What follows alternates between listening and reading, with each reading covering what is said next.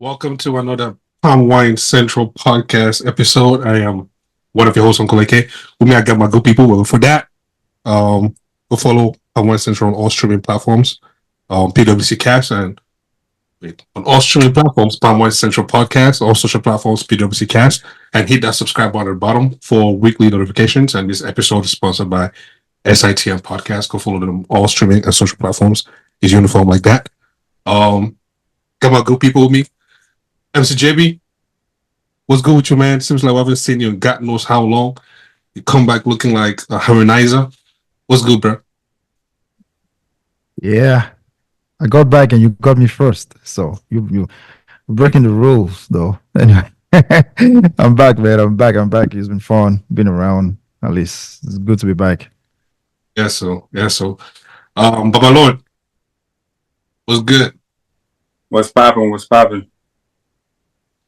I'm good? here. Nothing much, man. I'm here. Wonderful. Baba Aziz, how you doing, man? No good. Happy Tuesday, everybody. It's good to see everybody. Yes, so. Chef C, Yo, you already know. Alive and ready. Blessed to see another week. Let's give the people what they want. what shirt is that? Total Ninja. Jamaica. Oh, okay, sorry. I thought it was Total Ninja. No. Wonderful. Ashley, what's good with you, man? Happy Tuesday, beautiful people. Blessed to be here. Great to see everyone. Nice. Because JB is here, you have different smile from last week. Hey. We'll see. We'll see. Ashley. See. What up, bro? I'm good. How's everyone? Well, everyone just said they're doing good. Sorry, I'm on autopilot. It's all Gucci. And Tutu. Hi everyone, happy Tuesday. Are you stressed about something? I was just about to ask, bro. I was No, just no. about to ask. Because She just missed much last week. She was telling us Huh? about how much you missed Lord last week. Ooh. Ashley. Lord, you back now, bro. She was Ashley, telling us about the Lord airport is- trip. yeah, no, how was it? Ashley. Up. Oh, how was the airport? Yeah. I think right now we hear from you too. How was the airport trip? Oh yeah. So I came a little late, and the only reason why I came a little late because the airplane was doing Tokyo drift in this. Oh. So the flight came early, and mind you, I live like 15 minutes away from the airport. So she texts me while I'm like in the kitchen trying to get like, cause I mean I eat fruit a lot, so I'm over here like using a fork poking my fruit, like eat my fruit, just getting ready to leave. She's like, "Where you at?" I'm like, "Damn," and then I text her back, and I'm like, I'm like 15 minutes away, and indirectly it was like, she's there. And I'm like, shit. So I like pack all my shit. And I'm just like, all right, fuck it. I put everything away and I'm just like straight to her. I love And- that. He feel like way. Just Say it again. straight. Girl, he a damn lie. He done sat there and ate his damn fruit. He and said then you he dropped he all a your damn things. lie. He did not drop dropped shit. it. He Came just ate that straight to- fruit and then came. He ate that fruit and then came. Because my I- flight, I sent him the itinerary and my flight was supposed to get there at like 2:42. And I ended up getting there at like 2:18. I did like 2:18 or something like that. And so then I texted him and I was like, I'm about to land. I was like, where you at? And he was like, why your flight early or something like that. No, he had left me on red for a minute.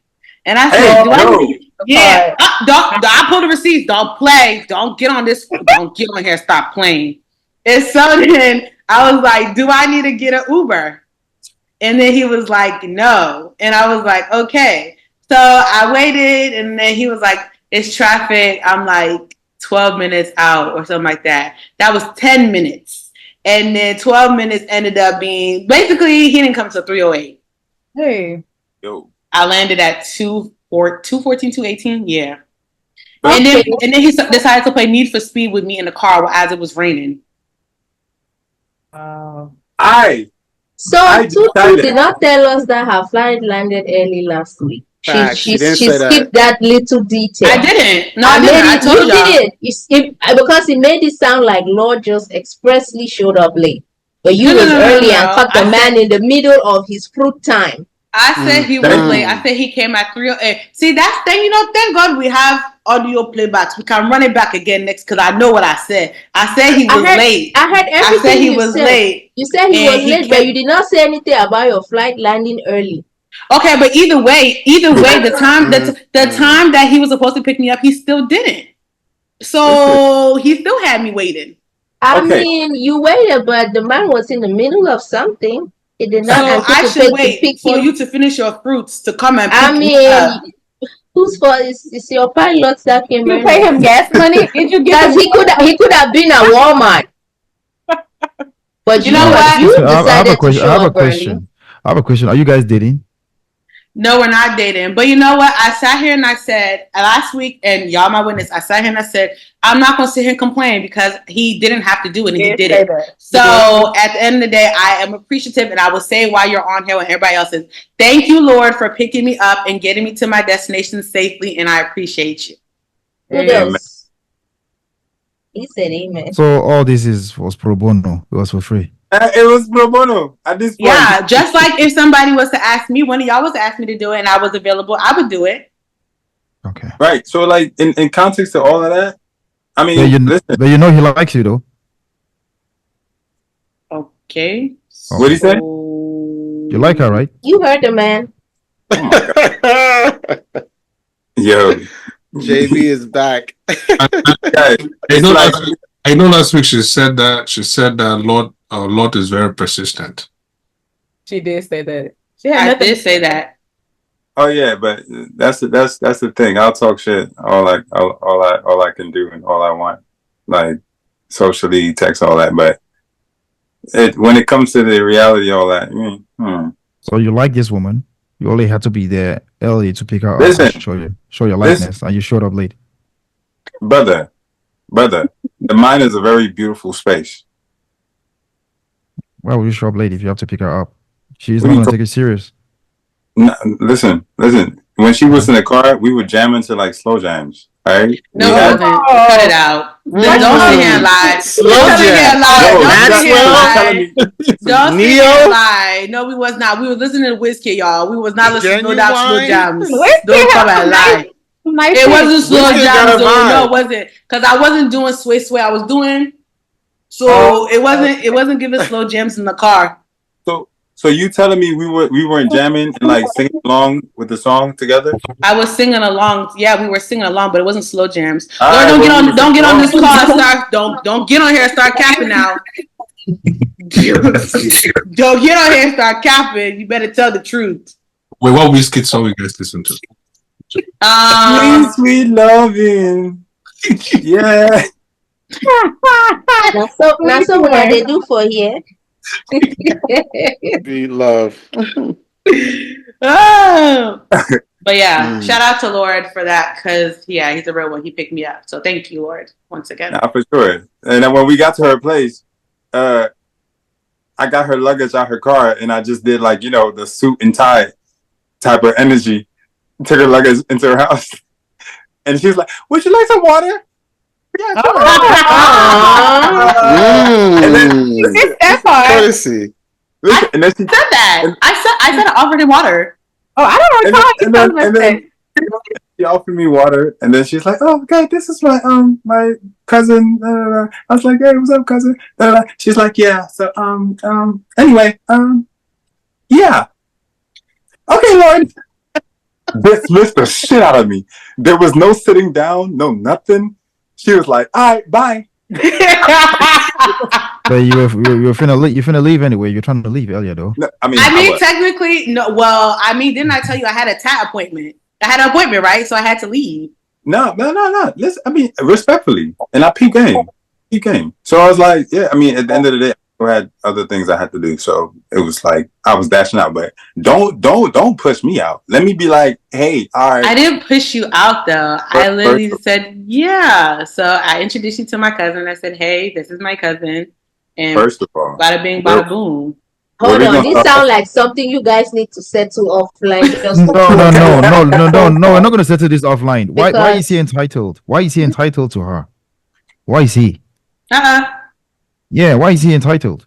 NCJB, it was very quiet and peaceful for the past 2 weeks, so it was very peaceful. Hey, no, Then you can't start up something that you say you want. Why is he trying to be entitled? All you had to do was pick up this lady, drop her off. Why should they offer you a place to sit or water to drink? No, I didn't feel entitled. First of all, please, don't try to put words in my emotions. You just said she didn't offer you a I seat. That's being beg. entitled. I was just joshing. Please, you are trying to fish. Remove your fishing reel. I will not fish anything. I will not fish it. You guys brought it up here, right? We're supposed to be talking about Trump. Oh, This guy, we're eating bringing soda, up your we're eating relationship for stuff. some Ce n'est pas le No, poisson. man. Maybe that's what happens when you miss episodes. No. You cannot. No. You don't know how to catch up. What am I catching You up would on? have understood. We started this show, it's been going on. All of a sudden, you'll be like, you have to stop and talk. Why are you stopping? You're already giving us the vibe, and that's interesting. So why do you want to stop? What you're saying is very important because you're showing us that you like her. At the same time, you're trying to hide your love for her. So what are you doing? I don't think he actually is trying to hide his love. I just think that he was being a really good friend in person and just. Nah, I love you, girl. Stop playing. Okay. You guys don't even know what you do. You're actually, no one here is in high school. We've been scrutinizing this guy. Now I'm trying to follow him. Now you're telling him that he's not hiding your love for you. So you don't think this guy loves you? I mean, if he does, that's nice. What do you want me to say? Then let him I should say express I his love him mind. back. He came to pick you up. Okay, you can and he express was your ready. mind, but okay, Bro, well, go ahead. Why are you feeling entitled? This God. entitlement. This entitlement. This guy. No, because when women do the this, same thing, when ladies do the same thing to us, we feel like when you buy a lady a drink, it definitely means you want to go sleep with her, right? So there you are picking up this lady and you took her home. All you had to do was pick her up and drop her off. She just said you picked her and you were driving so fast, which first of all is I risky. wasn't. First of all, yeah, please. Nobody talk about that. Nobody said anything about that. She said that. She said that, yeah. She said that you're driving so fast. Was I driving fast? There you go. There you go. Lord, let's be for real. But do you know? Hold on. Okay. Let's Let's go back a little bit, man. Let's revisit something you said because it's so is you know as the words are rolling off your tongue, man, it sounds so simple, but yet we make it such a big deal. You know, you want to go and sleep with a woman because you bought her a drink, not a bottle, but a drink. Let's talk about the madness that goes on in some of the men's head out here when they go clubbing. You buy a woman a drink, and then now all of a sudden you're entitled to go sleep with her. Why? How I don't come? know. Guys, First of all, I don't buy women drinks. That's just out here. And I don't if even you expect them. I mean, I have in the Not past. one drink. I have bought a drink for a woman before. That was just more. I think that whenever I do buy a drink for a woman, it's more in topic of like while we're having a conversation. It's just like, oh, what are you drinking? Like she sips her last sip. Like, oh, would you like a refill? And that's it. It's not more of like I feel obligated. And if she doesn't have a drink, I'm like, hey, are you drinking, or would you like a drink? It's just more of like the gentleman type of energy. Like, but I personally don't offer that with a reciprocation, like something to get back. Like, nah, I don't. I'm not offering a drink just because I'm trying to like holler and like get something like back, like 2 folds, 4 folds. No, it's just more like respect. I don't care about that shit. Have you seen it? Have you seen other dudes do that shit? Oh hell yeah, bro! Nick, I've been standing next to my boys and they do that, and I'm like, yo, why you being so weird? Like, Can you do that? Why always single me out, man? You're asking the question. It's like you direct the question. I'm wondering, like, when you go out, do you expect to sleep with a lady after you give her a drink? After you buy her, like, Does she expect to sleep with me when she buys me a drink? is women buying you drinks when you go out? What do you think? oh this- yeah, oh hell yeah, hell yeah. I get given drinks all the time, but then I'd be like, if I didn't see it being made, nope, I'm good. And sometimes I'll just pass it to my homeboy just in case there's poison or there's charm in it. So you see your You homeboy. will let your homeboy be poisoned. Get that guy. Get that guy for him. Oh, that's your friend, AK. Hey, yo, sorry AK for said, the homeboy. Rest in peace to that man. I'm telling you. Nah, Again, that's then, like, wild. sometimes when guys buy you drinks, then they want to follow you around the club the whole night. So I don't even accept drinks when like somebody's buying me a drink. Like, unless we came in together, I don't want to drink from you. So that just leads me to like club culture or section culture, however you want to call it, right? So if you see a nigga in the club and a nigga now is like, oh, you find this time, he invites you to his section, and then like after y'all leave and then y'all end up going to another club. So like not even going to another club. So when you're in that section now, do you feel I won't say entitled because you're not entitled, but what are the rules to being in that man's section? Because let me say what mine is, right? So as for me, if somebody's inviting me to your section and you're trying to talk to me, I just feel like you talking to, I don't know, like another person or another guy that's trying to talk to you is disrespectful. Think so? I feel like I think it's disrespectful because if that's the case, like go ahead and be with the other nigga. You get what I'm saying? Somebody that sat here What and do like you feel is disrespectful? So if someone invites you to their section and then somebody else in that same section is trying to talk to you. No, if you somebody go and else, start. and then I'm sitting here talking to like there's another person that's trying to like talk to you from maybe outside of the section or trying to get your attention. I mean, hey, you're not that you know you're not with that person. Like you're not together, but I just feel like as if like you're in that section with that person. I just feel like that's rude in a sense, especially and then on top of that, if he's inviting you to the section, then you got your homegirls, 3 of your homegirls that's in the same section too. It's just like, I don't know. I just feel like it's rude. So wait, are you supposed to just sit in that section like the pillar of salt? Yeah, I'm not gonna just sit in somebody's section. Honestly, what's going on? I mean, can't you network, socialize?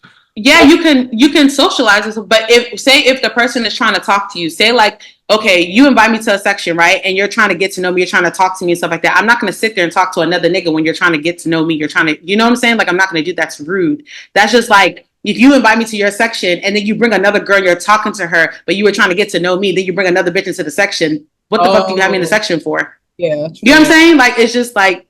I mean, you just go and do your own thing. You're enjoying the drinks, you know. No. I have one word. I have one word for that.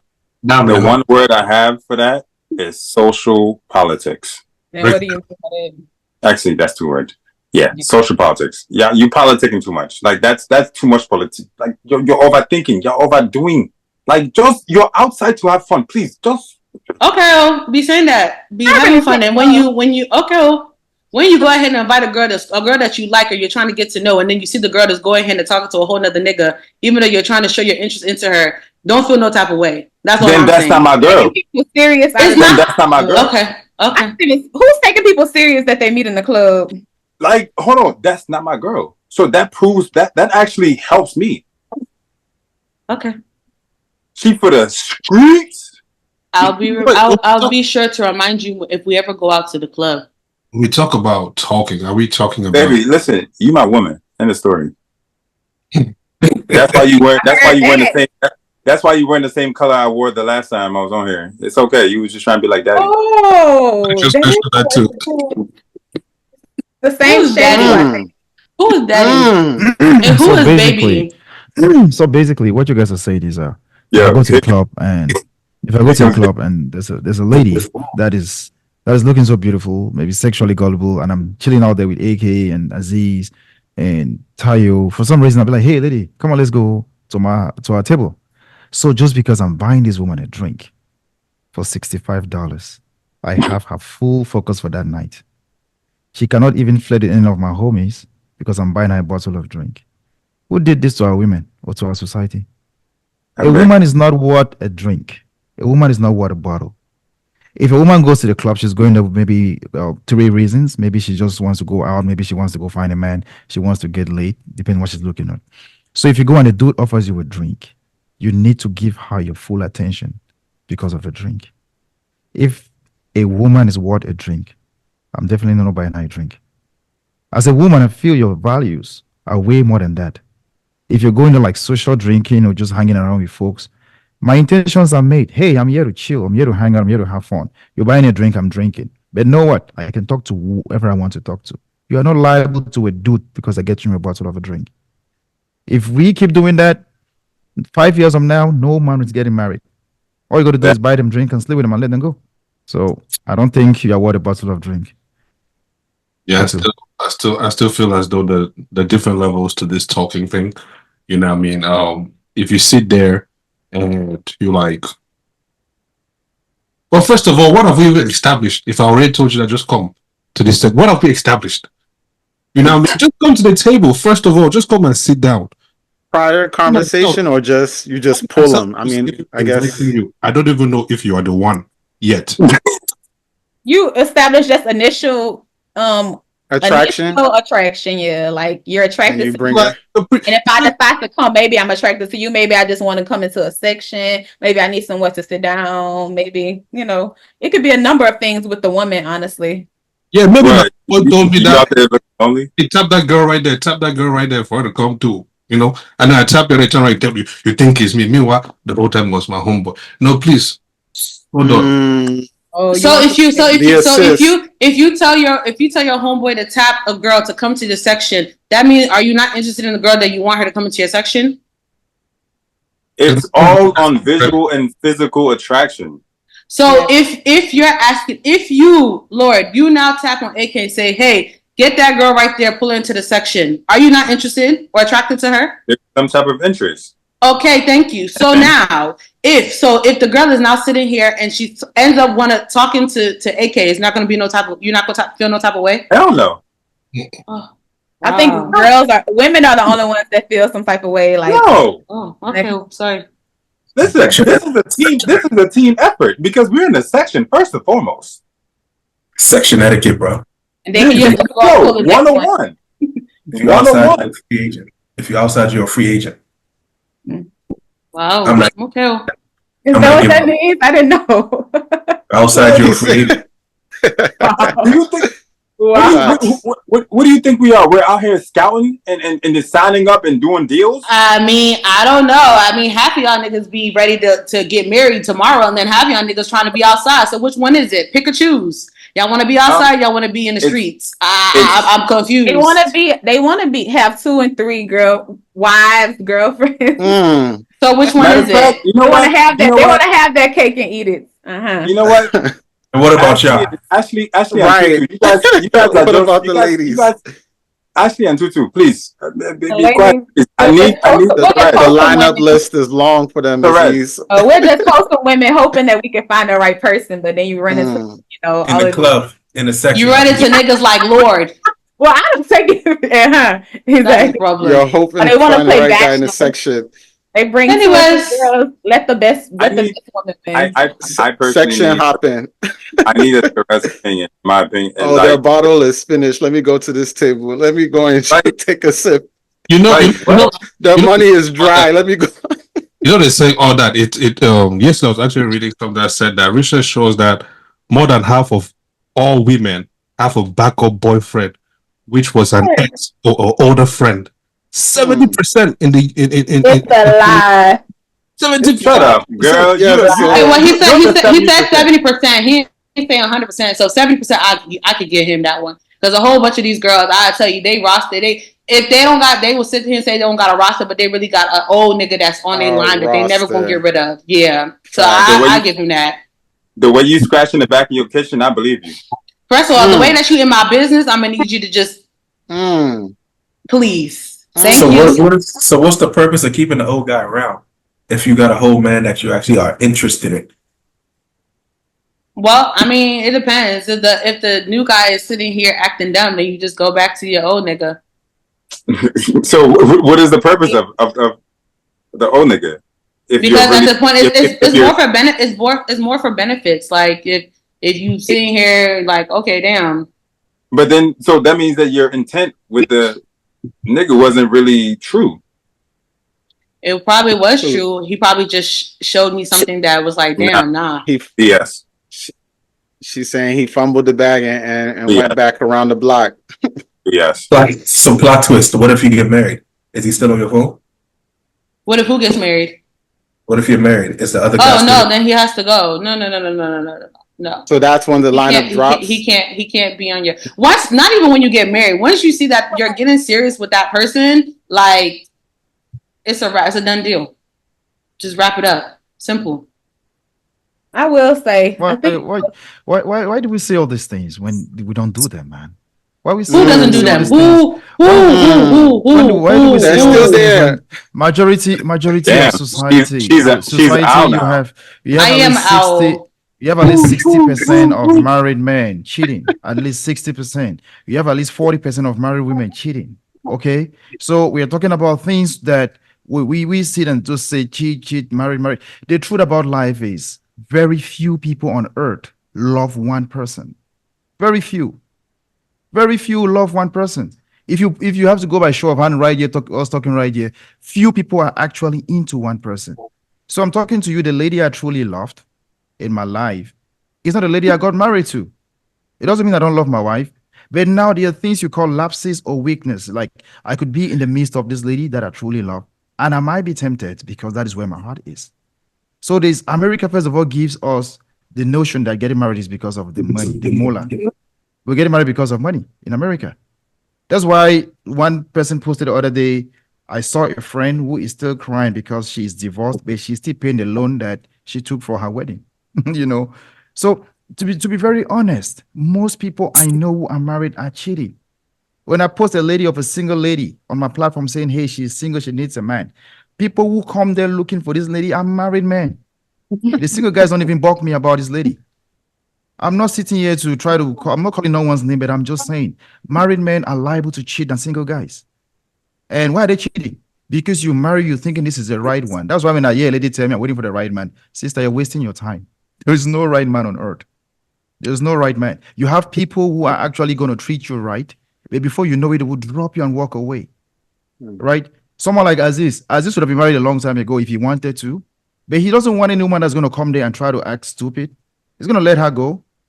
So he will tell you he needs around because he has the money. But broke guys like us who don't have that kind of money, we're getting married for comfort and happiness. But is there truly happiness through marriage? There is none. You make yourself happy. Ooh, Do you guys think that marriage is a business? Take this guy away. What'd you say, Lord? Do you think that marriage is a business transaction? So, Or do you guys actually believe in like true love? I believe in true, but I know that people get married for business too. A lot of people are trying. Yeah. Everything is transactional, man. Are you not paying my bride price? I can't listen. I will bring you all the goat meat you want and all the cows and oxtail. I promise you. And I'll actually, matter of fact, I'll even bring a lot of weaves. The 16-inch, the curly wavy. Jesus Lord. Listen, I know where you live now. I know your father's car, Mercedes-Benz SUV, black. Hey, what's the tax? Hey, is it G-Wagon? Jesus Lord. Oh my God. Yo, he said, what's the tag number? I just said, is it a G-Wagon? I don't need the tags. Listen, the way her hand is sitting on her forehead and the new tattoo that she got the same day that I dropped her off. Wait, hold on. Let's go back to this conversation real quick. So, ladies, let me ask you guys this question. So let's say, for example, three of you, Ashley, Tutu, Therese, you guys go out together. You get a table. Can you guys invite niggas to your section the way niggas be inviting chicks to their section? They will invite them. I'm not gonna go and pull somebody. I mean, they're gonna approach the table. Yeah, I don't think I'll be like, come in the section. Like, nice. if we're like having, like if we're engaged in a conversation and then like, sure, then come. But like, I'm not gonna be like, oh my God, y'all come into my section. Nah. But what if? Okay, for example, like there are actually women out there that are like, bro, like. Aggressive? Like, no, not aggressive. The ones that are standoffish. The ones that are like all about their girls, like, bitches, it's like girls' night, and they're like literally aren't paying attention to men. Yeah, we have that. I did that a couple weeks ago. You just want to be with your girlfriends, like just a girls' night out. Just don't worry about the niggas. It's just, let's have fun. Okay. Okay, so I'm glad you have that ideology in your head. Okay, now, like AK said, this is a normal day. This is not a girl's night out. This is not any of that. Now, there are no guys that are guys will peep you, be like, okay, I see y'all doing your thing, cool, but they won't approach. They won't do anything. Are you guys gonna feel a certain type of way that there aren't any guys trying to like talk to you guys or trying to like, hey, what's up, shorty? I see you. I like that dress. Yaga yaga yaga. Yappa yappa. No. Okay. You say that now. You say that now. No, do I have to be in the club and expect a nigga to come and talk to me? No. The only reason why I'm saying that is because for someone that's not taken. Is that not something? I don't need a man to come up to me and be like, oh, or I need to wonder why, like, oh, a guy didn't come and talk to me or even admire me or anything. Like no.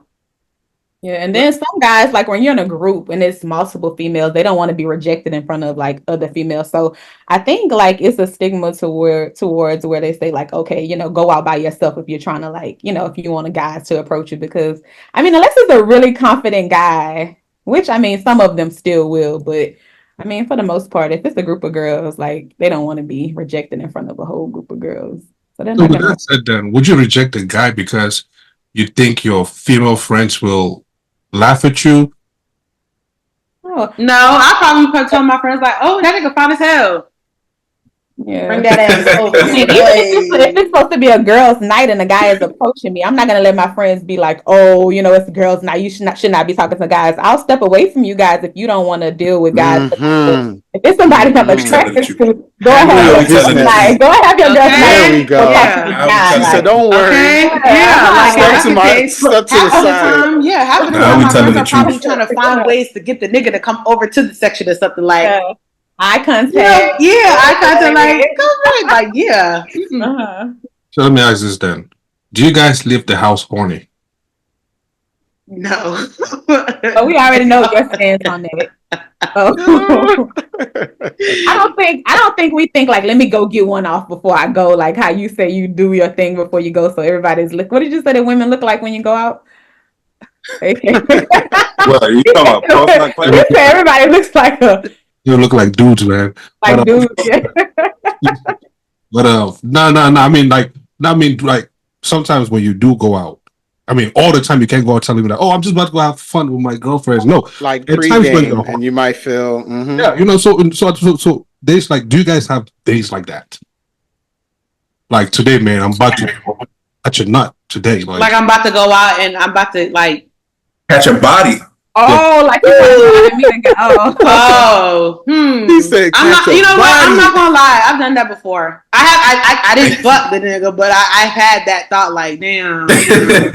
Yeah. Damn. And it didn't happen. She's a real one. No, but you know what's crazy? Because I'll think it, and then if I do get the opportunity, because like I ain't gonna toot my horn, but if the opportunity presented itself, I would most likely be like, nah, I'm not going to, because at the end of the day, like my morals and my respect be kicking in and be like, I don't think I can really deal with this random ass nigga, like, So I talk shit, but yeah. You talk shit, but you don't to actually do it, I don't know. So you're an actor? Huh? I'm not an actor. If I really wanted it, I really could do it. I really could. But then after I fuck the nigga, then what? After I fuck the nigga, then what? I'm gonna look at him like, what are we now? The fuck? No, like no. Be on your way, just like call your Uber. Go and collect your car. Right. So I have an early appointment in the morning. Sticking on that whole battle topic real quick again. Sorry. Last question, and then we'll leave this whole thing alone. Ladies. So let's say, for example, because I'm about to do this. I'm about to do this very soon. So I just want advice before I go and then someone probably strangle me or do something on me. But anyways, if the guy just shows up, comes and sits down and then just starts having a conversation without being invited in, I would look at you like, who the fuck is this nigga? I feel like girls, like, we just look at each other and just be like, you look first. You do the initial look, like, okay, and then you try to see what's happening. If he doesn't come and talk to you, then we just look like, okay, which one of us about to tell this nigga that he has to leave, or which one is it? It's dependent on a lot of different things. So if it's a nice looking guy, of course, you look at this guy, he's confident. He comes and he's sitting down. I mean, you have to be looking nice. So, okay, if you're going to do that, you got to make sure you have this fresh haircut that you have now. Maybe, you can wear those glasses that you have. That'll be you said that you ain't going to do it very soon, right? Yeah. Yeah, I mean, you just make sure you're looking very nice. I mean, I don't. Why would you just go sit in the section though? Just go and sit. Not even introduction or nothing. Just a simple hi or something. Myself, like I'll just whoop and then start introducing myself. Like, hey, I'm not gonna show interest to anybody per se, any one person, but I'll pick like 3 of them and then just show interest. Okay, let's see. You're gonna show interest into all 3 of them? Yeah. Oh, that's. I mean, that's what being outside is all about, right? Meeting people. So at some point, someone will have to interrupt the night. So if you're not interrupting, then you're not socializing. To me, I just see like it depends on how you come and interrupt, right? So you tell us how we're gonna do it. Like when you come into the section, what are you gonna say? Me? She want the wordplay. What are you gonna say? So you come to the section, you just like you're gonna be standing there, or you gonna sit down? I mean, I don't know. It depends on all their heights. You know what I mean? Sometimes they might be too short, so you have to sit down. So you don't feel too. You don't make them feel too inferior, or so at least if they're having heels on, they can match the height. I mean, just stand up. They just have the conversation. For the most part, I mean, you don't have to read the room. Okay, so then when you get there, what are you gonna say? I don't know. It depends on their looks too. It depends. So then why enter the section? Huh? So then why enter the section? I mean, just because for experimental purposes, right? To see, like, okay. For example, I'm really curious though. Like, I've never been to a section where it's just all women, so I don't really know what it feels like. But I'm trying to imagine. Say, I just go sit down. There's a ton of women, and I'm the only guy, or it's 2 of us, and there's a bunch of women, and then we sit in there till the night is over. Let me tell you. Go ahead and ask them what they're drinking and order a bottle. Okay, at this point, if you're gonna sit there, be ready to go ahead and ask them what they're drinking and just order a bottle for the table at this point. If you're gonna sit there and make yourself comfortable, just might as well what y'all drinking. Casamigos Azul 1942. Don't with your ace of spades. Just pull out your card, simple, and talk to the bottle girl. Just sit in there. That particular night, I feel like a bad bitch. So I'm not. Well, I'm saying, depending on how many of them, I'm saying it may be a lot to keep all of them engaged. I've been in that situation before. So, because sometimes, depending on how the sections are, you may have that person on the end that's like right next to your section. So it starts by you talking to that girl or the 2 that's on the end, and then you just kind of like ease your way in. As you talk to 2 or 3, they may introduce you to the others. If not, keep your conversation going with them and see how the night goes. I don't think so. If one of us girls just go ahead and just sit in your section without being invited, that's okay. No, I'm saying still engage. I'm saying he can engage. I'm saying he might not have to introduce to everybody, but I'm like he can single out a group, someone that's close by, and start talking to them. And then if they bring in the other girls, or if you happen to start talking to the others, that can happen. But you got to start off at least talking to at least 1 or 2, and then ease your way in. I would never just sit down in a group of whole girls and not say nothing. I'll definitely engage. I hope the person that's sitting down knows they are fine, not ugly. Let's begin there. Hey, yo, please. Well, that's that. When you go into a section, you must greet. That's Yeah, for sure. Courtesy. I don't know. I want to go to the section where there's a ton of women and just drink all their drinks without buying any. No. Wow. Let me know how to. I mean, it's doable. It's doable, AK. But you have to be strategic. You got to be strategic. Strategic for what?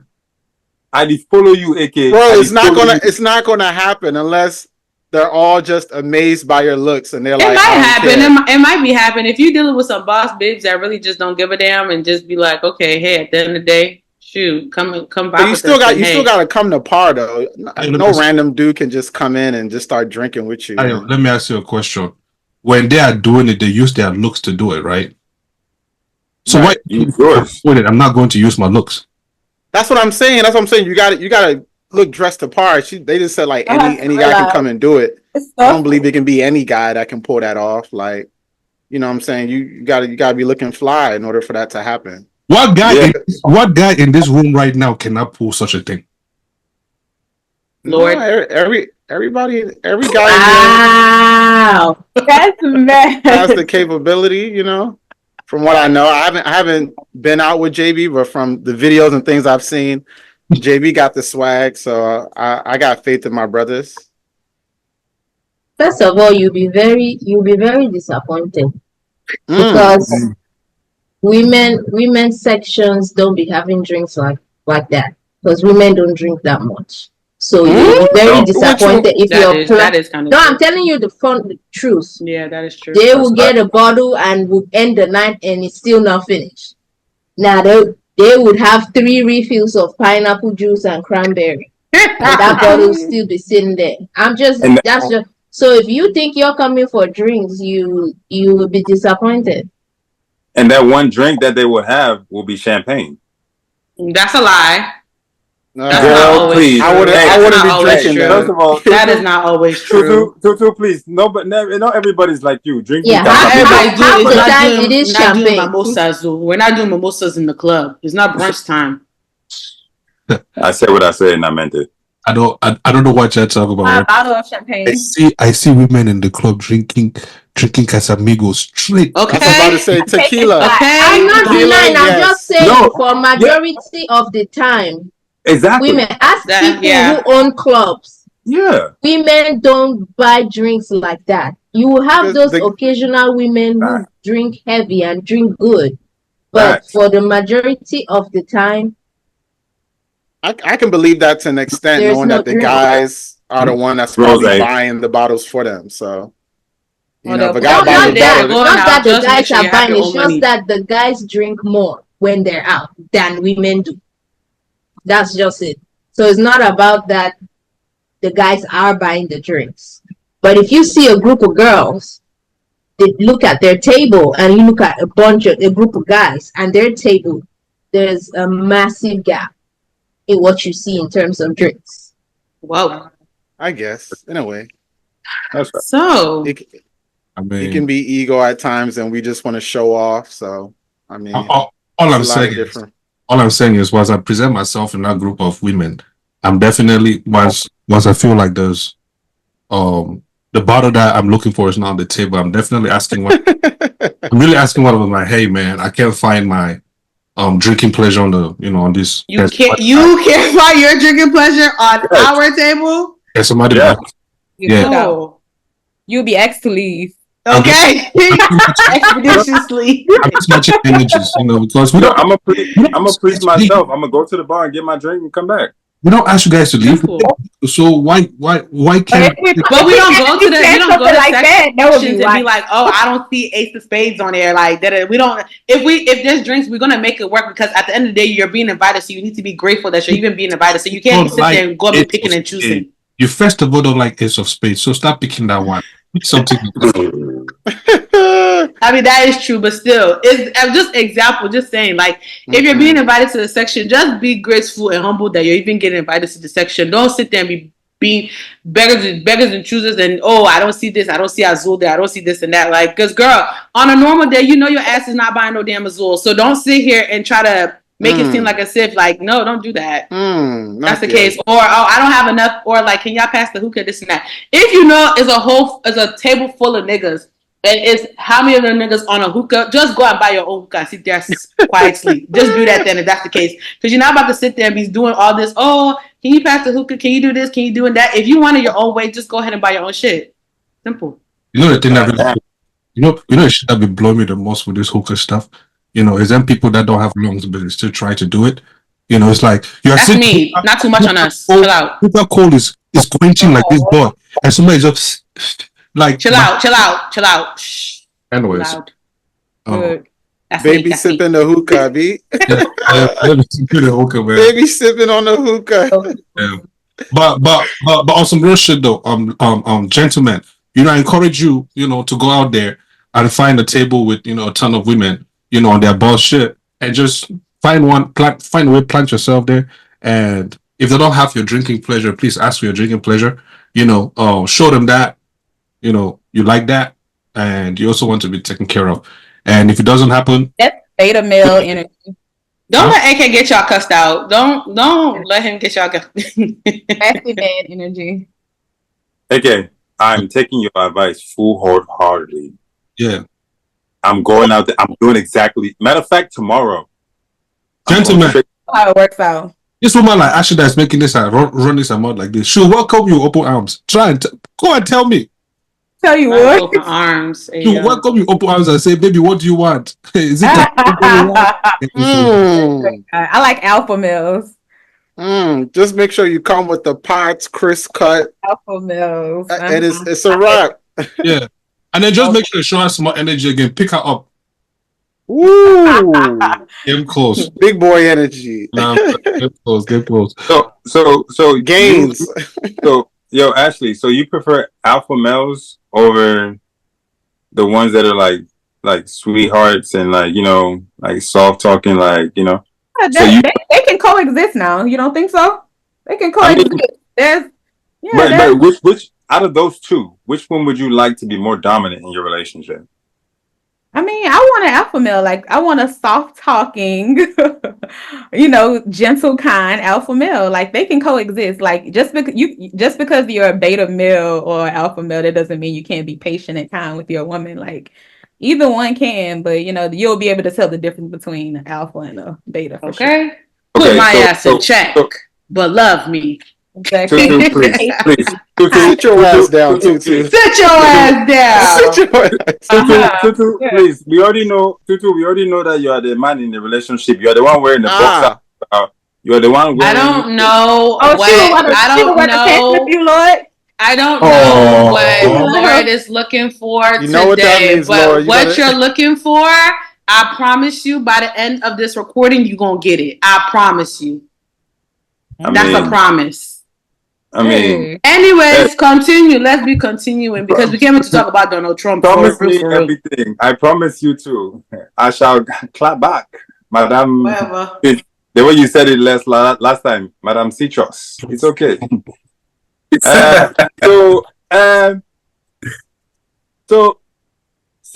So from what I said, Ashley, now it's reciprocated. Now, how do you reflect from that, like your man being either alpha or like how would you how do you correspond to that? Like if he's alpha and he's very alpha, are you gonna be like, yeah, you're submissive now. I mean, I feel like an alpha female and an alpha male can be together, but when you're with your alpha male, you're not gonna have to use that side of yourself. Your alpha male, when you're at work, when you're trying to elevate your career, those type of things. You know what I'm saying? But when you're with your man, you don't have to bring that part of yourself out. Like you let him do his thing, and yeah. I don't think that most women nowadays actually understand how to differentiate and and put one side to the other. Yeah. Think so? I don't. It depends on the man, bro. It depends on the man. It does, honestly. And I feel like well, it depends on the man. You're right. And that's what I say. That's why I said they don't know how to differentiate. Like you're talking about it depends on the man. Yes, sure. When she's around that man, sure. Because that man has to know how to bring that out of her. Like if you're talking to me now, any kind of way, if you're doing me anyhow, you think I'm going to be submissive to you? Like regardless of, I'm not going to. So now like how Aziz said, it depends on the man. Now she's not around that man. Now she's a whole different person. I have a question before it runs off my mind. I'm sorry, Ashley. Okay. Ashley, do you teach me how to love you, or do you let me love you the right way? No, I'm going to teach you how to love me.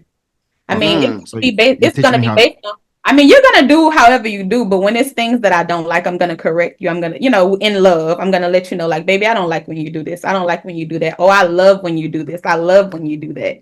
Like doing those type of things is how you teach somebody how to love you. So as long as you're doing it, with respect and love, I feel like there's nothing wrong with teaching a person how to like you're gonna love me the way that how how to love me. But when it's things that I don't agree with, I'm gonna, respectfully let you know. And I feel like that's how you teach somebody how to treat you and how to love you. Okay. So you can teach me how to love you. Hmm. Do your male So friend, if oh, do your let me male say that. friends, do your male friends have love for you? Yeah, you Okay. do. Can you convert your male friend to a potential husband? It depends on the male friend. Okay, cool. So do you have male friends just like randomly, or you select male friends because you gain something from that relationship? I think all friendships you should be able to gain something, whether it be you're learning from them, they're with you at a certain point in life where you're growing with them. Like you always should be getting something from any relationship that you're in, whether it be friendship or romantic relationship. Okay. Then why do you think it can it's so hard for us, the black man, to actually convert our environment into our lovers? Instead, we are looking for that Prince Charming when there is a Shrek right around you Mm. that you can just convert to be that Prince Charming, right? So you're a Fiona, which you could convert with that first kiss to let that I Shrek become think, the Prince Charming. I think, Instead, we are looking for that one right there, because that is actually, if you look around most society, most cultures, the way they date from high school to marriage. But when you come to us, we are so happy LeBron is still married to his wife from high school sweethearts. Same thing as Snoop. Why is it that we cannot also engulf that society where I know so many single girls in the US? All you have to do is go back to Cameroon, where you had this classmate that you probably had something for or something, who is probably still single out there. That could mhm. be a potential husband. But instead, now, like, nah, I think maybe he's coming to me because of money. If genuinely you love yourself and you think that person can love you the right way, then I will go and teach somebody how to love me. Yeah. I mean, I can see that. Yeah. I think Hmm. honestly though, you're saying like turning a Shrek, like you have to, for me, I have to be attracted to a person. So I mean, I have to physically be attracted to you. That's gonna be the thing that'll, get everything going. And then from there, I have to see if I'm mentally attracted to you. So it's two different things, but I definitely have to be physically attracted to you because it's gonna come a time where we're wanting to be intimate with each other. And it's like, I have to be attracted to you to be able to be intimate with you. So I don't want it to wear about like, oh, this guy is just so nice and so good to me. And I want to be with you. And now when it's time for those intimate moments, I'm shying away from it because I'm not attracted to you. So, I So mean, basically, looks should be things we're looking for when we're trying to be with a partner, I think, yeah, according to you, or not yeah, all, not universal, right? yeah, I think so for Because me. most rich people are not good looking. Yeah, well, that's true. A lot Yeah, of- the ones who are good looking, sleep in the gym, six pack, and all that stuff. They're the ones who don't have money, and yeah. ladies don't fall for the ones that are really like we were talking about earlier about drinks in the club and stuff like that. Guess what? The same table where those ladies are sitting, if Bill Gates' son walks up to that table, he would drink for free without buying a dime, without spending a dime. I But if think, AK comes in there, they don't know where AK is coming from. Like, oh no, you can come here, you're not welcome. So your status would actually get you have a lot of things for free. And that's what I was telling my wife earlier. Most people go after the money. But what you should be going after instead is building that human relationship with people. mm, There are clubs in DC. If I go there and I say, okay, I know Aziz, I'm drinking the whole night for free because I'm going there because of the connection. Aziz is gonna come pay, and he has set a certain standard in that club. So when we stop building our own innate attributes, we stop building society, and we think only about money, money, money. I can come to that table and buy you guys 10 bottles and end up not going home with any of you. There's a guy right there sitting right there who is not going to buy a bottle, but he's going to sleep with maybe all of you falls on that Mm. same night, right? So all is we should invest more in ourselves as people and see how we can actually leave a legacy. How do you leave a legacy? Okay, I know AK knows that this. So now we have a clique. whatever I'm doing, this guy's got my back. But when I believe more about money, I can go and do this with money. Guys who go to clubs with money go back home single most of the night. Yeah, and broke friends They like got us no who go with game. them. Yeah.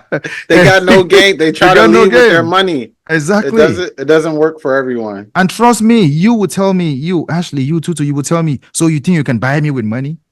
You would say that to that dude.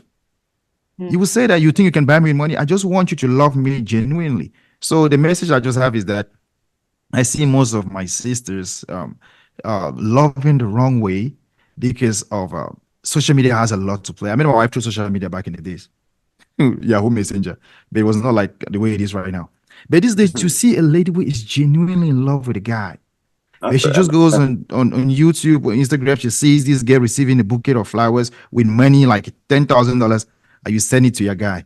Oh, I would like for you to give me this kind of ring, or I want you to engage me with a bouquet of roses with money. That dude cannot afford that. Okay? So instead for you to be hoping for him to give you those things, my sister, teach this guy how to love you. And teach him if he has a regular job, tell him you can foster your education, you can get this. But when you just put him out there, oh, you can have to come pick me up in this car, or you have to dress like this. Sister, we will pretend we will sleep with you. On to the next. Let me stop right there. Yes. Thank you. Yes. Speaking of money, 81 million. That's a lot of money for someone to raise in 24 hours. Isn't it I more? don't know if you. It's actually more. It's over 100 mil now. Yeah, I think I had 114. Okay, yeah. I mean, it's over 24 hours now, so yeah, it's definitely gone up. Definitely Yeah, gone up. a lot of people are holding off from donating to the Democratic Party because of Joe. They said Joe was a lot older, so they'll hold off on that until he steps down.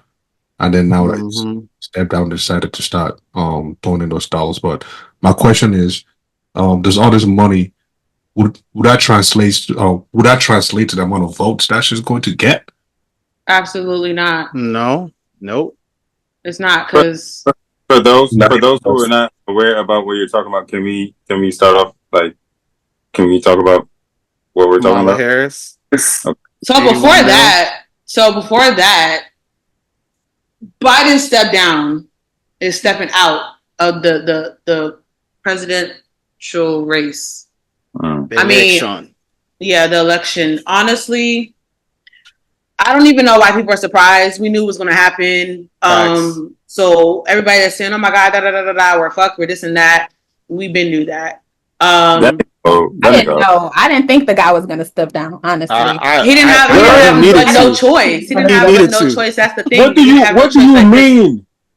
What do you mean? You don't think he would have stepped down? That man cannot step up. He cannot step up. The guy is 81 now. Just because he cannot step up. Girl, he cannot do. He cannot. He can't. He's not physically fit to do it. Physically fit. He's not doing. And then on top of that, for people that didn't even know, his own Democrat people were getting him out. Pelosi was one of the main people to say that he should have been out. Chuck Schumer was one of the main people from New York, was out like, okay, this man gotta go. So just off of the strength off of that, is like, if your own people is telling you that, you need to back out, it's not happening. Because if you don't have the support of your own people, it's not meant to be. Like, come on, like that man can barely get into the presidential private jet. He don't look physically stable, man. Like 4 years ago, he was. I think it's just more coverage on it now. I mean, you think that much has like happened to where that much has changed him for just 4 years? For sure. Yeah. When you get older, it's like dog years, man. Them years go by like that. 1 year feel like 3. Like, if you've seen this guy at his press conference, like, he literally can like barely hold himself. Like, if he could have went out with a cane, Biden would have been walking with a cane. But the fact that he's the president and has to keep an image, he's like, all right, I'm gonna try to like hold myself. But I mean, for me personally, I saw this like a year or 2 ago. I already knew the guy was like, it was coming to an end, so it wasn't a surprise. He had one more term in him. Girl, this whole time. You saw that last debate. He barely got the 4 months left in him. He barely got that at this point. So they chewed him out in that debate. Yeah, it's just given very much like the last one. How do you confuse your whole It's looking like he confuse got Ukraine Alzheimer's. and Russia Yeah. presidents for two different people, and then you call your vice president Trump? Like it's just given very much like scattered all over the place. Yeah, but you know what's crazy? Because I had read something where they're saying that he has like it's given early stages of Parkinson's, and I'm like, okay, that really could be what's given because at the end of the day, like this man is falling off of bikes in Delaware. This man is doing all types of stuff. This man is not stable enough to sit here and just like let me contribute a little bit on another term. MCJB, before you say anything, MCJB, let me just say one thing. Okay. When Ashley was talking, she was defending this Mr. Byron, Joe Byron. Mm-hmm. I feel as if Joe Byron like forgave her student loans because at this point, the way you love this nigga, I didn't say I love him. I thought he had at least 4 more years. Yeah. She was waiting for those loans to be forgiven. That's why it never happened for me. She's still waiting. She definitely got her. Maybe Harris will do it. But go ahead, MC. Go ahead. So what I was trying to say is that the way America is, if you look at America, you understand that we just feel a lot from the vices rather than coming from the virtues.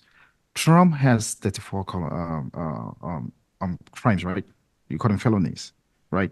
34 of them, which you don't know if he's going to jail or not. He's no not. one is talking about that. He's not. Okay, let me continue.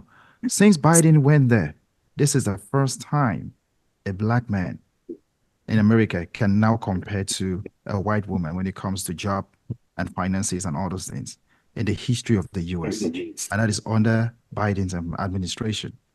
This is the first time America is the first country on earth when it comes to growth in economy and the country which is doing the best things after COVID. China can barely make it. UK has a lot of issues going on, and that is still under Biden. This is also for us to understand that Roosevelt in 1932, he was 39 years old. He was in a wheelchair with a landslide victory when he became the president of America. Right? That's a history. 1932, he was a president on a wheelchair. He was physically disabled. Donald Trump came up there and talked about the doctor who gave him his test, and then he said the doctor's name wrong. He doesn't even know the president of Russia's real name. He doesn't know his friend in South Korea's name. He makes mistakes. Okay? So what is going on is we live in a society where it's okay for you to be bad. But when you're good and you make one silly mistake, it comes and haunts you. Biden will run America physically, mentally, emotionally, way better than Trump. Okay? Trump, actually, I have nothing against him. I just became an American a couple of years ago, you know. Yeah. Under the Trump's term. No, I think I became under Obama. Yeah. So the truth of the whole matter is, in as much as we feel for Biden that he's old, we look at him like a father figure. Okay. Most of us here want to be like Biden. How many of you want to be like Trump? You have raped people. Okay. You've filed for bankruptcy 5 times. Your wife is not around you wherever you go. Once in a while, you go and speak JD Vance, who actually has condemned you, criticized you, called you the swastika sign from the German Hitler stuff. You took him and made him your VP from Ohio, when Ohio is already a Republican state, which means you lack strategy. If you went to Virginia or you went to any of these swing states like Arizona, Minnesota, or Wisconsin and picked a VP, I will know you're trying to secure it.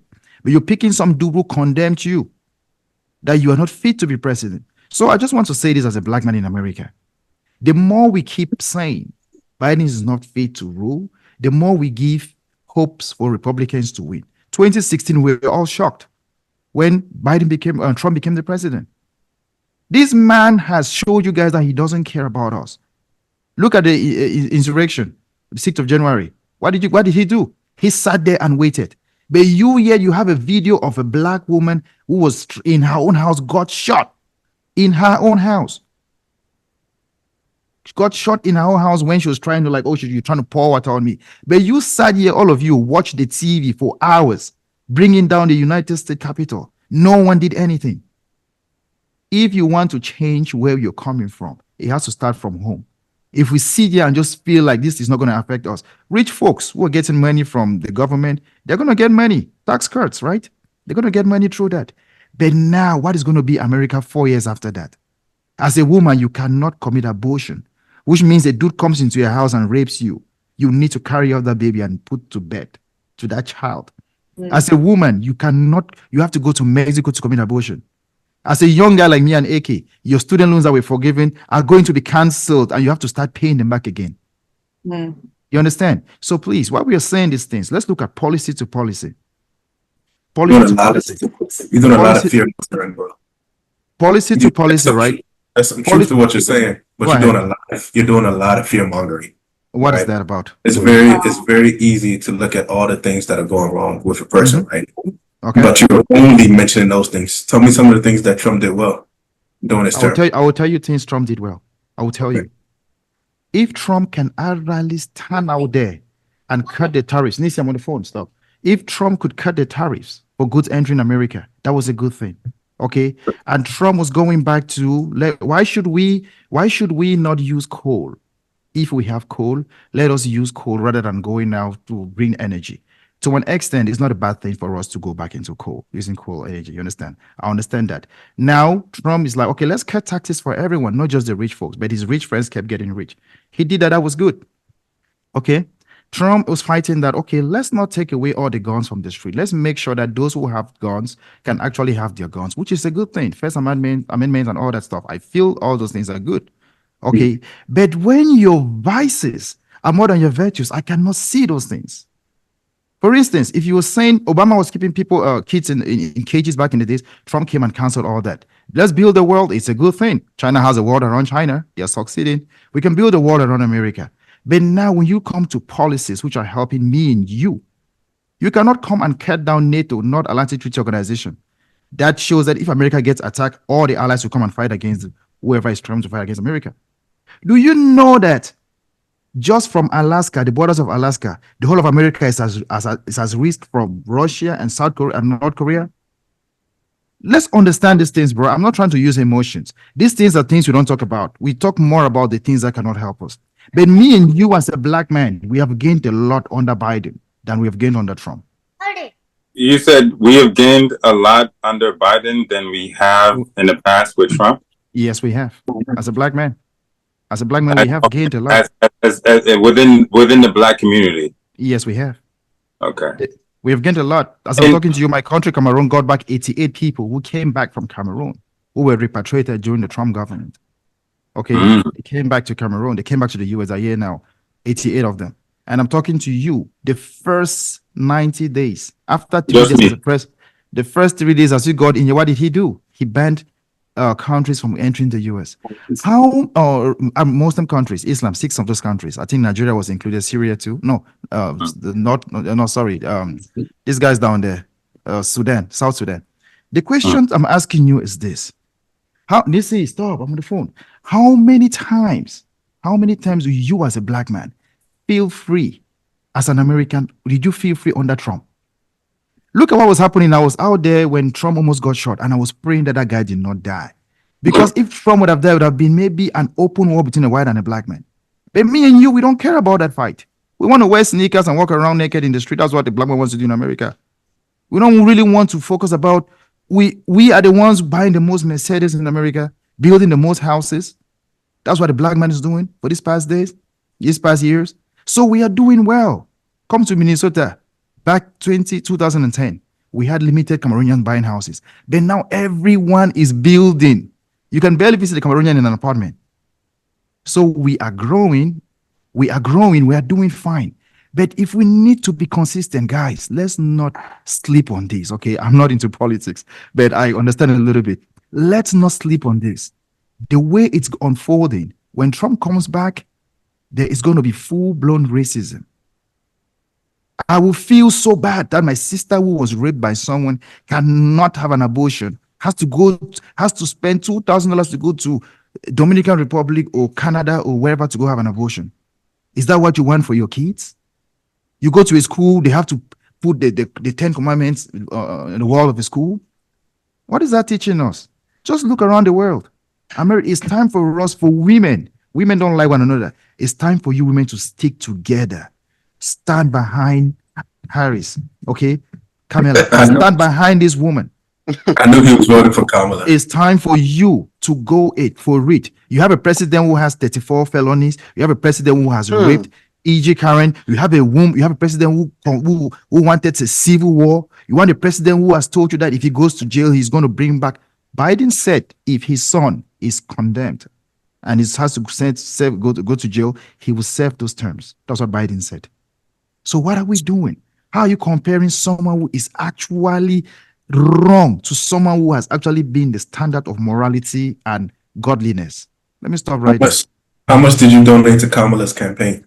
I don't donate. I don't do money. To me, money. I don't do no donations. I'm sorry. I don't donate anything. And that's exactly what Black people do. They talk a lot when it comes to actually the business they get. They don't donate. I vote, but I don't donate. Yeah.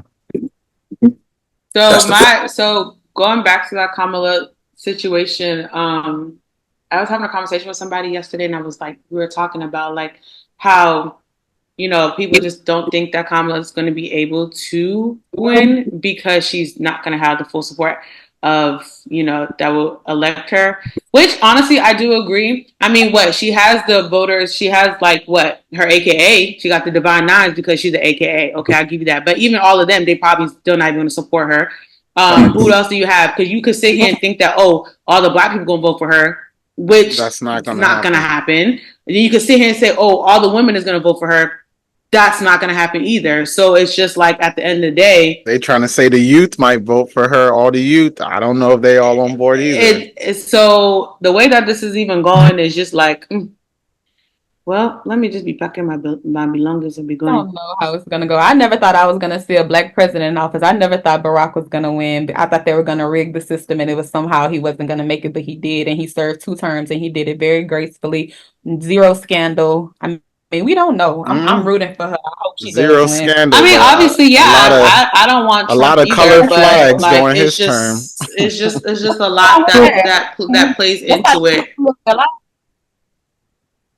It's a lot that definitely plays into it and whatnot. I mean, on a world scale, right? On a world scale, when we're talking about the president of the free world, are we looking at it as anybody can sit there? Are we looking at it as, like, I want to say everyone talk about genders. You know what I mean? Like anybody? Okay, imagine all of a sudden now somebody from those people who take the alphabet decides now that, okay, they want to also... I knew he was going there. How would that look like on a world scale? How would that look like? Because, okay, I mean, when I'm looking at it, I would love to see a woman president. But at the same time, too, being the leader of the free world, how would you be able to go into some of these other places that do not even give women the much deserved respect that they need to be able to make policies happen? Or for instance, give us an example, please. The Middle East, for example. Middle East women now can, which country in the Middle East where can a woman not vote? Okay, so for example, in not too long ago they had, I think, the World Cup in Qatar, right? And there are certain rules and regulations that you coming in there, you have to abide by. For example, the LGBTQ folks, they don't want none of that happening there. You know, some women have to dress a certain way. I mean, women have to dress a certain way there, things like that. So you coming as a woman from the free world, are you subjected to abide by those rules and things like that? You know, I mean, I don't know. I'm just... That's Afghanistan too. You just had your Nigerian. Sorry, sister. You just had your Nigerian president, first lady, Tinubu's wife, who was against Megan for the way she was dressed in Nigeria. She was not even a president. Okay, so that was already an issue. One of the strongest women I have known my whole life is Margaret Thatcher from the UK. She was British Prime Minister for ages. She did a phenomenal job. In New Zealand, 5 years ago, they had a first mass shooting in New Zealand with a woman who was a president. Now you cannot find one gun in the street in New Zealand. Okay, so there are female presidents, man.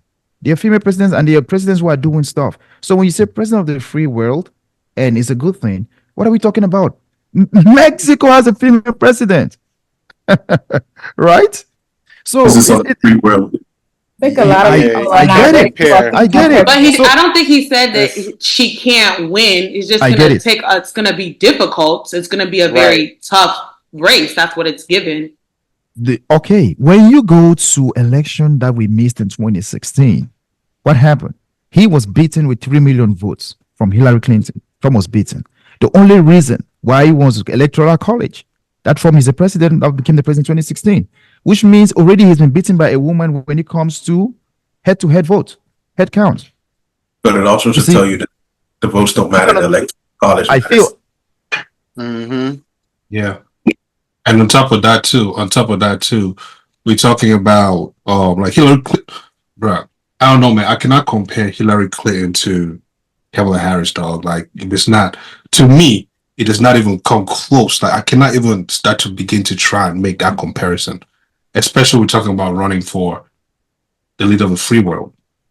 But I'm also too very optimistic to like I really want her to win, right? For her to run this country for the next 4 years. Let's see the change that needs to happen. But at the end of the day, to me, I don't really. At the end of the day, checks and balances have a big factor in all of this, right? Because I'm looking like, man, what can one person really do when we talk about checks and balances? But then again, there are also there are also fewer things like appointing Supreme Court justices that are very impactful. Like it might sound so minute, but on a grand scale of things, it's really, really, really. It's like look at what's happening right now. Most of the rules that are being changed are done by some of these folks that Trump appointed, and him going in again. I don't know. I feel like he's going to appoint 2 more Supreme Court justices, and that's the only reason I don't want him to win. But at the same time, hey man, let the best man win. If you ask me, I think we really just need to just like ask ourselves, like, if we end up voting for Kamala, why are we actually voting? Like, what's actually like? If y'all really think about it, like, what's y'all real reason for actually voting for her? Because she's black, she's a woman. She's our only technically our only option. Would she not be qualified? Wait, I want to give you her qualifications, sister. I was just trying to give you the right standard. If you take a look at this, you're gonna see the seat. I was trying to go. I know California was going to be around. You have New York. These are the first richest cities in the world. New York, Tokyo, the Bay Area, which is down in San Francisco. You have London. You have Singapore. You have Los Angeles. Okay, this woman you're talking about has been the state attorney general. Is that no? Yep. In the state of California. Yeah. Okay, so she has been. When you talk of the richest states in the world, California is number 6. California is richer than most countries on earth. This woman was able to govern that city as the first black woman to ever do it. But California. What was the stats as Attorney General? Yes. What was the stats? Okay. What was the stat? Sorry. Like in terms of likability, did people like her more? Did they hate her more? Yes, because she was re-elected. Even if you go closer, you will see that Trump, her second re-election, Trump donated and gave her $5,000. Yeah, I know she was like a prosecutor as well too. Yeah, like I read about that. She had 2 positions. Trump even supported her campaign with $5,000. We have the check. We have the signature. Okay, so when you're talking about credentials, she has the credentials. She's the first black prime minister, or first black VP in the U.S. Okay, she is the first female in the U.S. All the Build Back America, the student loans that Biden is able to do these things today is because Kamala has been cutting it. Remember, we have 50 senators, 50 Republicans, 50 Democrats, right? Even though we have like 2 independents that are adding up to the 48 Democrats to make it 50. Now, Kamala has been the one initialing all those things going through with 51% vote over 50. Oh, I'm sorry, man. Let me stop talking. My son is crying. Okay, so with all that being said, so that's the reason why we would vote for her. Would you not want to? Because she's black. Because she's No, qualified. stop saying she's black. Stop saying she's black. You just listed everything that she said. I'm not hating towards. I'm literally just saying if we're voting, we just need to be mindful of why we're voting. Would you vote for Trump? At this point, we don't have another option though. So Kamala is the option at this point. Tutu, you have options. I'm not voting for Trump. Conservative. You have options. I don't Tutu, believe you in have his options. policy, so I'm not voting for Trump. There's an independent candidate, FJ Kennedy. I'm not doing independence. And also, Tutu, understand that when Trump comes in, right, student loan deal is going to be cancelled. He has a Supreme Court.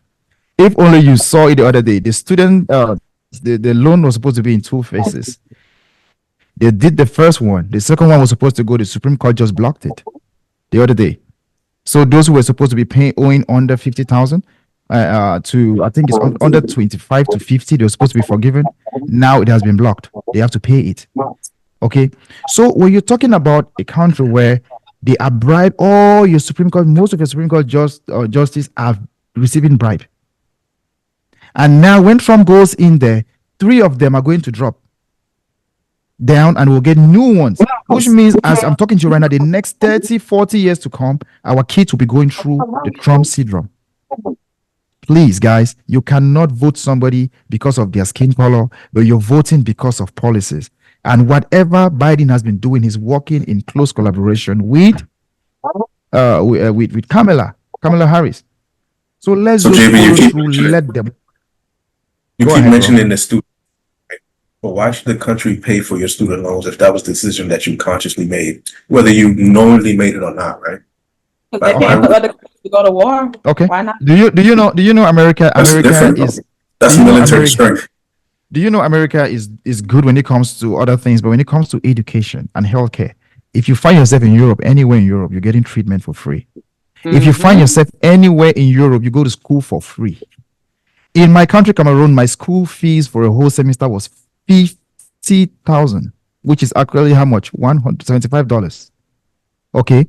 If you look around the world, America has the most expensive colleges, followed by the UK. So I'm not saying that folks should go to school for free. I'm saying that they are trying to reduce the rate of poverty, which is hinder people from growing. You go to school, you get a degree in history, literature, whatever in the US, you end up owing the government 50K or the banks. Now, if they remove this 50K, you will use that money in building back that country. When you go around the world, you probably happen to travel a lot. Look at your airports in America. The best airport in America is Minnesota. The busiest is Atlanta. But these are old airports. These American airports are the oldest you can think of, 1980s, 1970s. Look around Singapore, look around the world, go to Dubai, you will be baffled. So what is happening? It's because we are not building back America. So now we are comfortable with what we are making. And AI is coming to take your jobs. Elon Musk is there pushing AI. He's giving Trump $47 billion for his campaign. What are we talking about?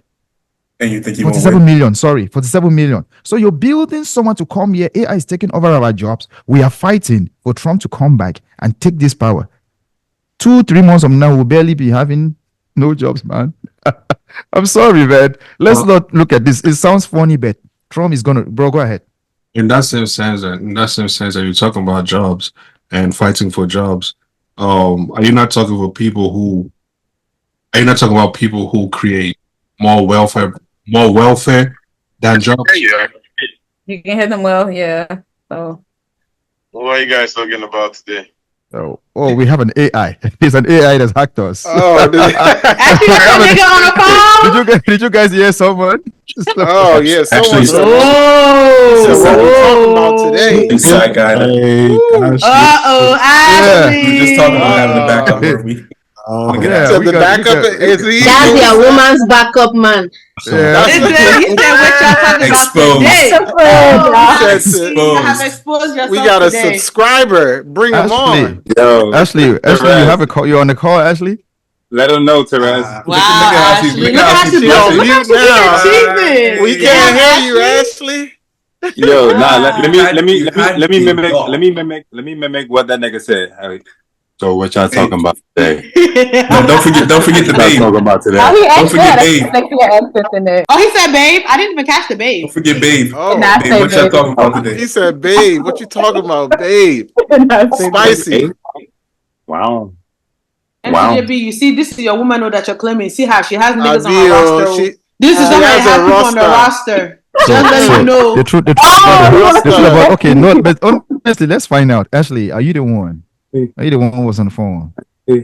Am I? Are you being delusional right now, or Ashley, are you the one? It wasn't me now. It was her. My goodness. Yeah, she had her.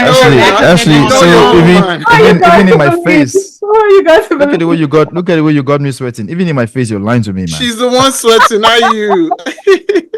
Damn, Ashley. That man had her smiling from ear to ear. I'm telling you, we got 9 people on the podcast. At this point, her smile is touching the fucking ears of her glasses at this point. Let me go get my charger. Tell him we say, hey, sir, how you doing? Hey. What's good, bro? You see how she's twisting her hand and pressing in her face? Actually, you're a black lady. Sign of attraction. That's how people going to get caught too. That's how people going to get caught. You got caught in 4K, bro. 4K, just like that. With audio evidence. Audio sound. Bro. So the whole time you had a man. And I was she has a man. She said, no more. We're choosing you. No more. No more. Actually, I can't have your back on this one, sis. I can't have your back on this one, sister girl. Sorry, girl. You didn't sat here and just did it all. Well, man. Yo, I got a question. So hold on, Ashley. Is that? Are you guys on your 3rd, 4th date now? We actually haven't been on a date yet. Oh, is it a thing? are you already smiling like that? A celibacy will be gone very soon. As they say in Africa, very soon. A celibacy will be gone very soon, though. Is he African? Yeah, he's African. What do you mean? He's giving very African man. He's Akata. She said Igbo. He's Igbo Nigerian. Hi, Ashley. Ashley Bado. Oh, you good girl. Look at your cheeks. Your cheeks are even red. See, your forehead is even turning red too. Quotation mark open. What are you guys talking about today? Quotation mark close. Facts. Always. Somebody that at this point make that the sentence of the week. What are y'all talking about today? I know, right? Ashley's boo thing. Ashley. So how many people are on your roster, Ashley? I only have one person on my roster right now. She said, she had to think about that. She said, Exactly. She said, Actually, I'm not sparing you. I'm not sparing you at all. You were coming for me last week, so I'm not sparing you. At this point, you got a whole motherfucking roster at this point. You got a soccer team. He might watch this episode. Right. She's like, wait a minute, let me make sure he's on mute. Not see why. Anyways, let's move on. and you guys know that accent sounded like someone from Africa. He's Nigerian. We established this Niger Igbo man. Igbo Kwenu. MCJB, just go ahead and get rid of her. I told you she for the streets at this point, but you ain't want to listen to me. I'm not gonna walk away like that. I'm not just gonna let something. You want to be the side dude. You want to be the side dude. That's what it's speak. You should have seen that. Boyfriend number 2. He said, "I'm coming for seconds." Yesterday that headline. That guy killed his friend. One guy killed his friend because during a threesome that not sacks touched. That's wild. I know that's a phobia you have, AK. He killed his Next friend. topic. I'm like, yo. Oh man. Next topic. That's extreme. Next topic. That's wild. Actually, to go back to seriousness, but not actually. How's Houston doing? Are they mourning the loss of Sheila Jackson Lee? Actually, she was a really good mayor here. So I think a lot of people are, especially people like I think people that were born and raised here. I didn't realize she was as old as she was. Yeah. She was 74, and then she had if y'all don't know who Sheila Jackson Lee is, she's like this, like she was for the people, for the Black people for sure. I have notes here too about her.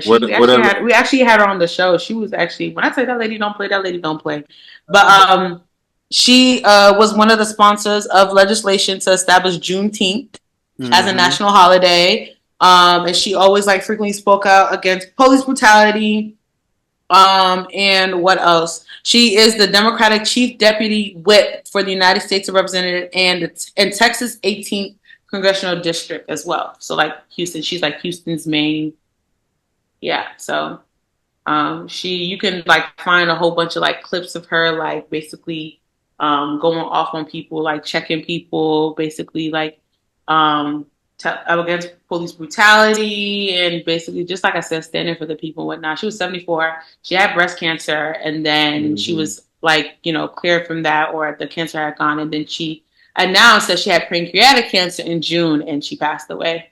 So yeah, she was a real good lady, y'all. Though and it's just so crazy. I feel like it's so crazy that all this stuff has literally happened this past weekend. Like, what's the odds of like, you know what I'm saying? Like, you got Biden dropping out, and then you got Kamala that's being endorsed now, and then you have Sheila that's passing, and then you got Trump that's announcing or wants to elect JD Vance as his vice president. And I'm just sitting here like exactly what MCJB was saying about Vance. Vance is a wicked man. Like, that man is beyond nasty. Like, it doesn't even make any sense how Trump, but then again, it's Trump, how they can even sit there and even like allow this to happen, because he, like MCJB was saying, he like was talking so much shit about Trump, just saying how he's like the most wickedest person, the most terrible person and stuff like that. So for you to sit there to even accept, even accept the fact that, oh, hey, I could potentially be your VP is just disgusting work. Like, his speech, I don't know if y'all followed his speech that he had like a couple days ago. He made this dumb ass comment about Diet Mountain Dew, and people were trying to sit here and like, what's the correlation between, like, what are you saying? Because he was basically saying like, oh, I know where I come from, and people are gonna say because I drink Diet Mountain Dew, then I'm racist. Like, it's just the correlation between how Trump is going, and it's crazy because a lot of Republicans now are even saying that they don't think he's a good fit to be VP and whatnot. And I'm just sitting here like, when people just go back and forth between this, I just think, like I said, this country just fucked, because one minute y'all are saying something, and then the next minute you're saying, oh, I don't think it's a good fit. So which one is it? Like, it just, I don't know. You know what's crazy? When they say it's a good fit, people still rally behind that person and get it done, right? Mm-hmm. It's not a good fit, but also get it done. But I don't think it's crazy the way from what you mentioned, I don't think it's crazy because well, for most of us, it's like we'll say it's better to be with the enemy you know than the enemy you don't know. Right. So Trump picking him is like, okay, I know that this guy's been saying this about me. But for the most part, what hasn't Trump said about other people?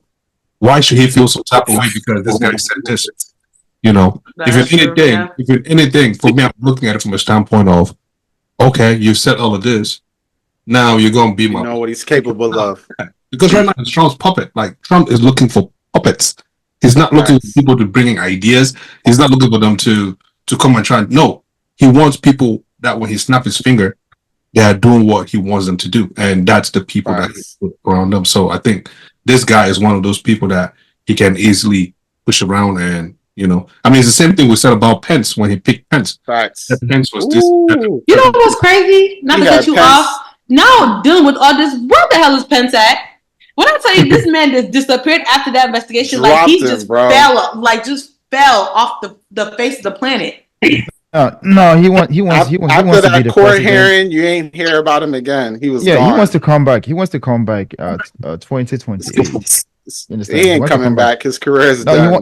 Definitely he wants to. When you look at the Republican platform right now, who do you think is coming back who can actually be fit to be president? He's from Indiana. He's from Indiana. Indiana is almost is a Republican state. So and it was almost turning a swing state 8 years ago. So when you look at the way things are unfolding right now, Pence is just trying to stay up. He's condemned Trump, but he doesn't want to talk too much because it's going to come to haunt him 2028. Same as Nikki Haley. Nikki Haley went out there and endorsed Trump. Can you believe that? Yeah, it's just they are doing all this for 2028. Yeah, Nikki Haley went there and then look at the worst person of all. The worst of all is this guy from Texas, Marco Rubio. This was your time that you had to stand there and get us Hispanic votes. You understand? But Trump turned against you and picked J.D. Vance. And you guys want to tell me this is not a race war? Man, let's stop this, man. You guys are talking all this politics, but there's only one question I have to ask. Because I'm confused. Do you put milk first in your bowl and then cereal, or do you put cereal and then your milk? Hey, yo. Because all of this politics my head has been stressing me. You put cereal first and then the milk. I'm really cereal sure first. If you're dealing with powdered milk, you put the powdered milk first, put the water, then the cereal. You put cereal first and then milk. Yeah. Please, Tutu, let me ask him a question. I'm so shocked you said that because you come from a country where your president has been there for 42 years before me and you were born. Your president in Cameroon has been there for 42 years before me and you were born. And you're sitting here, you're talking about milk or which one goes first. We drift a lot. We drift a lot from politics. Because of your vote. You're not going to vote on November 3rd. You're not going to vote. Is it? Yeah, you're not going to vote. You're going to sit in your house and you're hoping that we should get a new president. We need to start talking. We need to talk about things like this. Okay, when you sit and you ask that question, I know you're trying to have us shift a little bit from politics, but there are two things on earth. It's either you are for the church or you're for the state. Okay, that is why those for the church, they make their money. It's okay for them to give money to the church because they know where that money is going to. Me and you that we don't go to church, we believe in the state. We need to change the state because the Bible said it. Give to Caesar what's Caesar and to God what is God. Businessmen, me and you, there's no we're going to make $1 million in our lifetime. We're not going to be millionaires. We're going to be middle class Americans. Me and you. Okay, we've passed that age to make millions. Okay, unless we win the lottery. Now, to get to the point, you need to vote. Lord, you need to vote and stop thinking this because Cameroon is where it is because Cameroonians don't fight for nothing. They don't fight for nothing. You have a president that our president is 91 years old and he's planning to sit again 2025. 91 years old. Biden is only 83. Come on, man. But why y'all allow? Sorry. Why is he still president? He just showed you the reason why, because we don't vote in our country. And we tolerate politics. No. Where you come from that you didn't grow up in, your people. I'm talking about, because Cameroon is bilingual, right? So the other people who speak the language that starts with F, if you ask me, are the people who are destroying that country. They've destroyed it. Facts. All they want to do is consume, and they don't want to produce nothing. They want to take their money and go and ball in Switzerland, in France, and then come back and then say, let the Anglophones work. They want to bring in Francophones to come and govern Anglophones territory. Isn't that what caused this whole thing when they woke up and started rioting and all whatnot? They want to enjoy everything outside of their own country. How many times? Biya will not make 2 days in Nigeria as a president. They will kill him. Biya will not make 2 days in Kenya or South Africa. Cameroonians have vehemently refused to change their political standards. I'm sitting here talking to you. My pastor is from Nigeria, Daddy Freeze. The news I listen the most in my life is Nigerian news. Before Minnesota news, then American news. Okay, what does that tell you? I come from a culture where I've been told that before I become a man, I must embrace everything Nigeria. That's why I listen to Nigerian music more, Nigerian movies. Everything is Nigeria.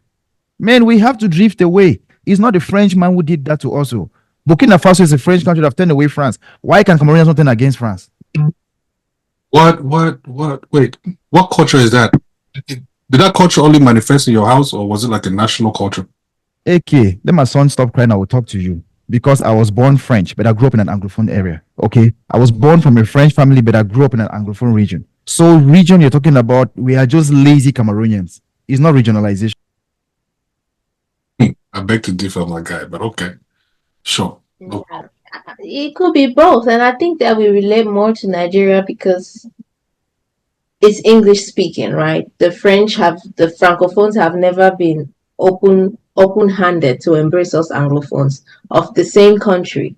But we relate more with Nigerian part. Don't forget, Southern Cameroon was supposed to be a part of Nigeria's anyhow.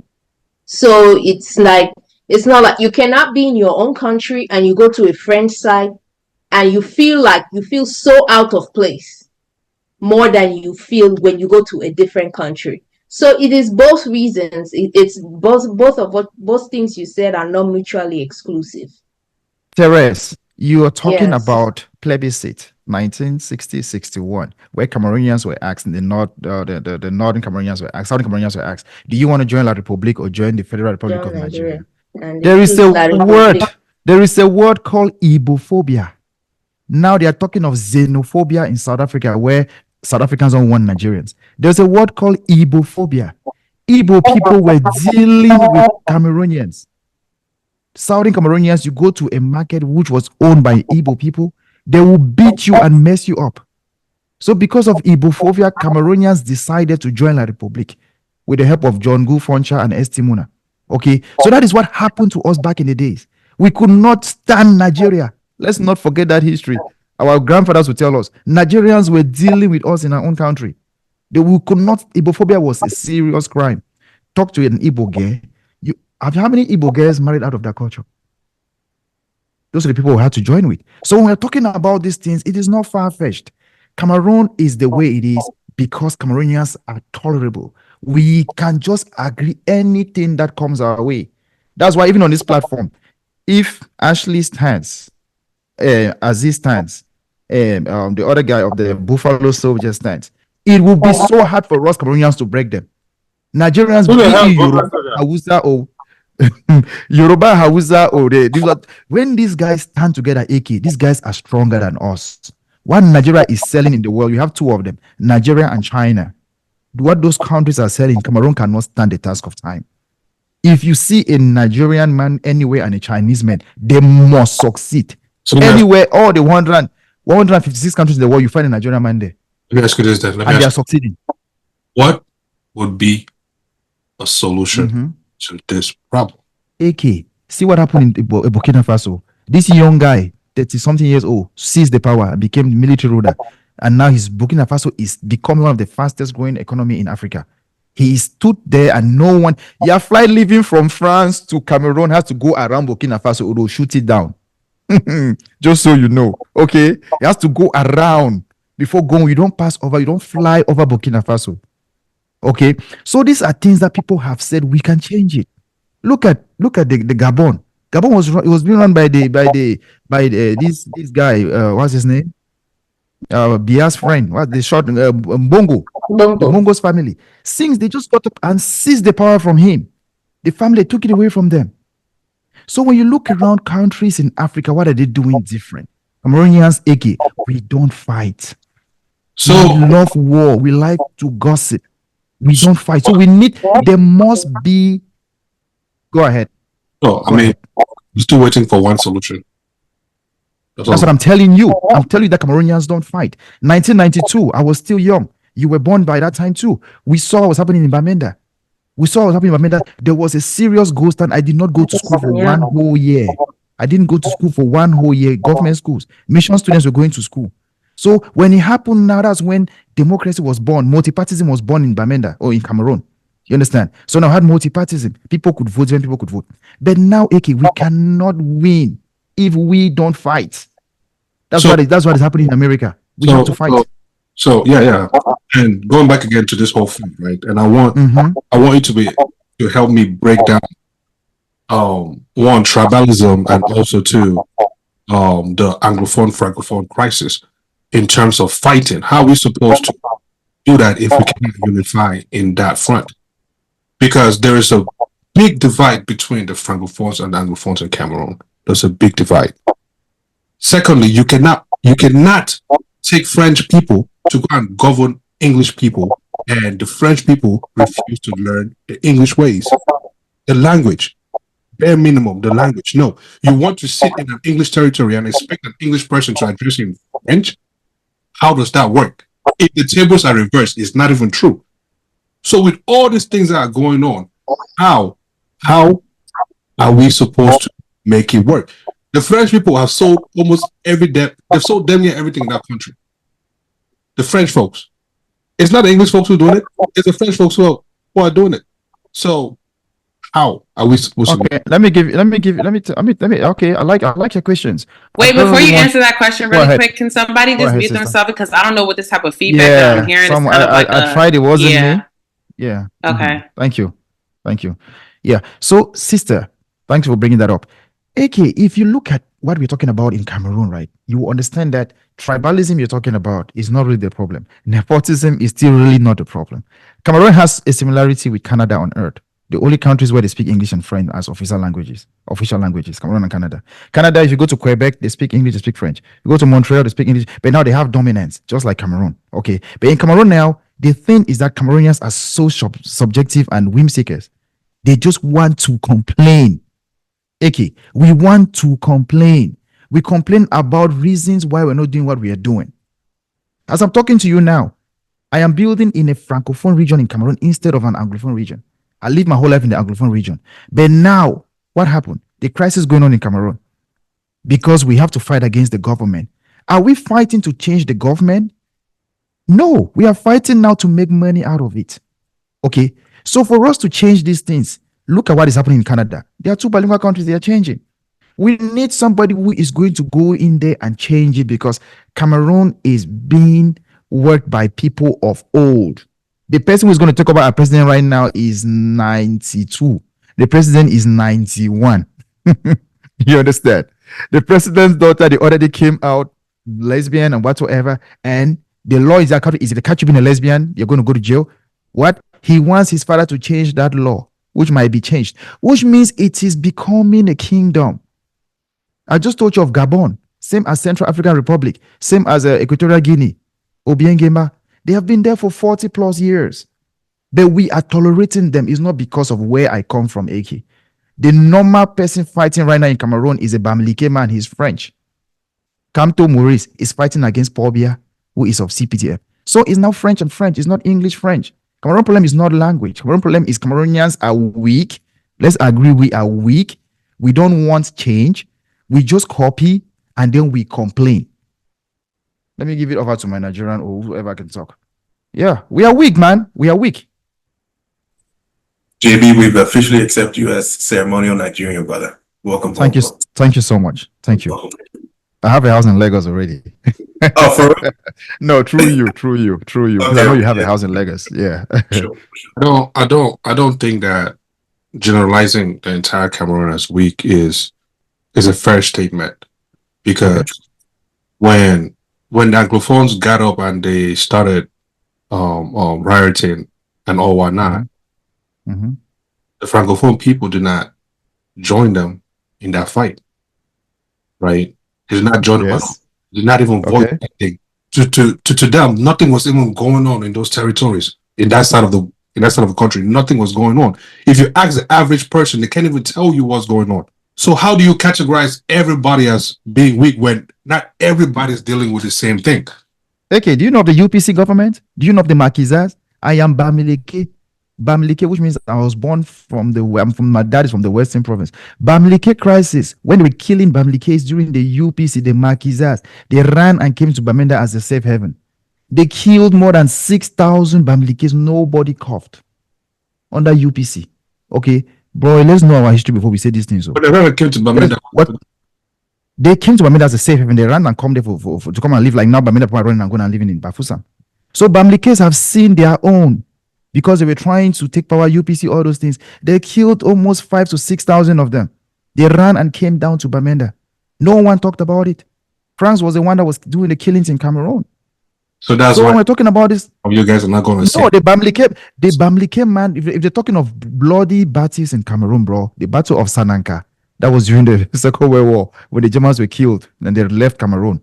the Battle of Sanaka. The second bloodiest battle is the Battle of the Maquisards, the Bamileke revolt, that were revolting the French, which was the Cameroon government. Okay, so you're comparing these people to. Go ahead, bro. Not breaking too much history on me because I don't see how that history is helping me right now. But you are the one who said that they are watching us being killed. I'm telling you that when the Bamilekes were being killed, the whole Cameroon was watching them being killed. That was dead. I'm talking about right now. That was dead. They didn't have the means. They didn't have the technology, the social medias, and all whatnot. In today's society, there is all of that, but not one person. I'm just simply saying that you mentioned that the entire country is weak. I'm just saying. Tinubu made 3 days. Tinubu made 3 days in the president of Nigeria. He cut subsidies. The whole of Nigeria came against him. I mean, 3 days after that, Tinubu was a president. Nigeria now $1 now is 1,666 naira. Before he went there, it was 420. So I'm telling you that Nigerians are revolting. There's even those who voted him. They are standing against him. They are condemning Tinubu. But that is how you run a government. Weah did not win the election the second time because they stood against Weah in Liberia. Go to Kenya. The president, Uhuru Kenyatta, stepped down because he lost the vote because he could not win the election. So look around Africa. They are standing against them. 2 weeks ago, Kenya passed a law that if you send money to Kenya, you have to do what? You have to pay charges. Kenyans went to the street and they abolished that law. Now they want the president to step down. That's what I'm saying to you, AK. Look around Africa. Everyone. Go to South Africa, the former president there, they want him to be locked up, go to jail. The one who had multiple wives. That Egypt sent a president to jail. What are you talking about? I'm just telling you that Cameroonians are not doing anything. You are not doing anything. We are just standing there and fighting. But what are we doing? All you need to do is stand on your 10 toes. We give our president, he's 83 years, he's 91 years old, and he's going to be going again for 2025. To do for 7 more years. All I know is you cannot try that in Nigeria. You can't do it in Nigeria, man. If Anglophones and Francophones put their heads together and make most of these things work. But because there is that divide, tribalism, the language, I don't know what that's called. What is languageism? I don't know. But anyways, all of that plays a big factor in that. But most of all, I would like to say that your people, or French people, need to stop consuming so damn much and also start producing. Maybe they also know why it's important for people to come together and work together in sense like that, in things like this. They only consume. We're scared to die. We're scared to die, man. That's all. We're scared to die. That's all. That's all. America is what it is today because America left UK. If America was in UK, there would have been no America. There would have been full of red Indians in this country. Americans is what it is because they left the Irish, the Wales. They all ran from the king of England and came here because they wanted a fresh heaven. They wanted a safe heaven. They wanted a fresh land. They came and they found this place and they fought for independence. And now they're where they are. You see, Cameroonians, since independence, you've had 2 presidents from Ayijo to Pobia since independence in 1960. Come on, man. What are we talking about? Nigeria has had almost 20-something presidents.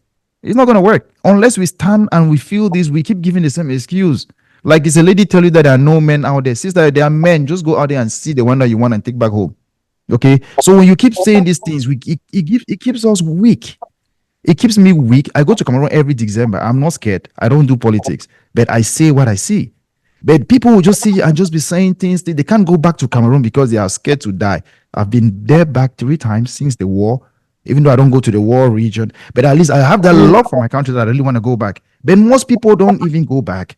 They don't even know the president of Cameroon. They don't know what's going on. But all we see there is do and criticize. Cameroon can change if we sit and we focus on it. I'm happy we're making this about Cameroon because they should know where me and you are coming from, our viewers. You know, we're coming from a country where people are fake. They will talk behind your back. They will condemn you. They will not say it in your face. And they will poison you if they see that you flourish. Okay, those are the things that are plaguing my country. That happens. Mineral resources. Get behind that everywhere, though. I'm about to say because that's for sure in Sierra Leone. Yeah, it happens in Sierra Leone. But Sierra Leone right now, if you tell me to talk about Sierra Leone, I only tell you Sierra Leone has a drug crisis. About Nigeria, I'll tell you Nigeria is corruption.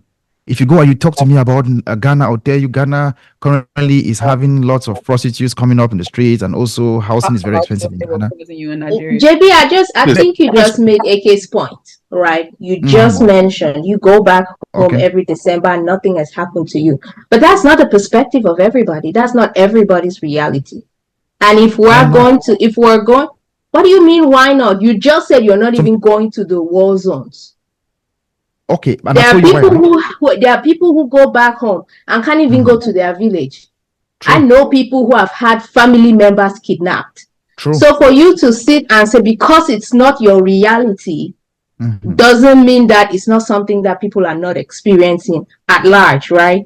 And I just feel like at the end of the day, it can be all those things. It can be, yes, I agree with you. Cameroonians are very complacent. Thank you. He would take up. I feel like if we have an uprising, we could really overtake the thing. But here's the thing: it cannot just be the Anglophones fighting. There's only 2 English-speaking provinces. There are 8 Francophone countries. How much? Then I'm telling you, how much manpower? How much manpower can the Anglophones actually gather when you have 8 provinces who? Based on your living the kind of reality that you have, things are working for them. They're not experiencing loss. They're not experiencing, they themselves, they have invaded the English side too. So if they don't see the need for us to come together and stand up, there's not going to be a revolution in the country. It has to take the whole country. You're talking about Kenya, they raised tariff, everybody went to the street because it affected everybody. No, it didn't affect all everybody. The things that it did not. It didn't. The majority of the thing, it was there a you go. nationwide that's what thing. You're saying. That's what you're saying. Yep, that makes sense. It was a nationwide thing.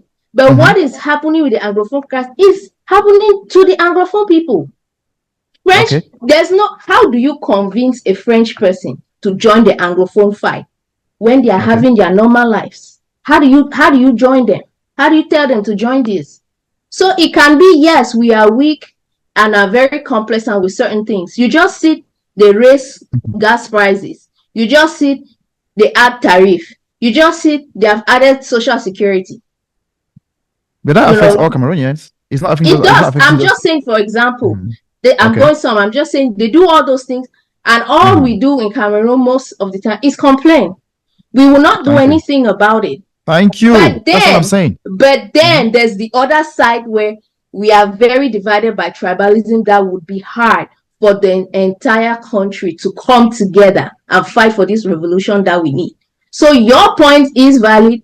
AK's point is valid. It is both of them. It's not either or. It's really not.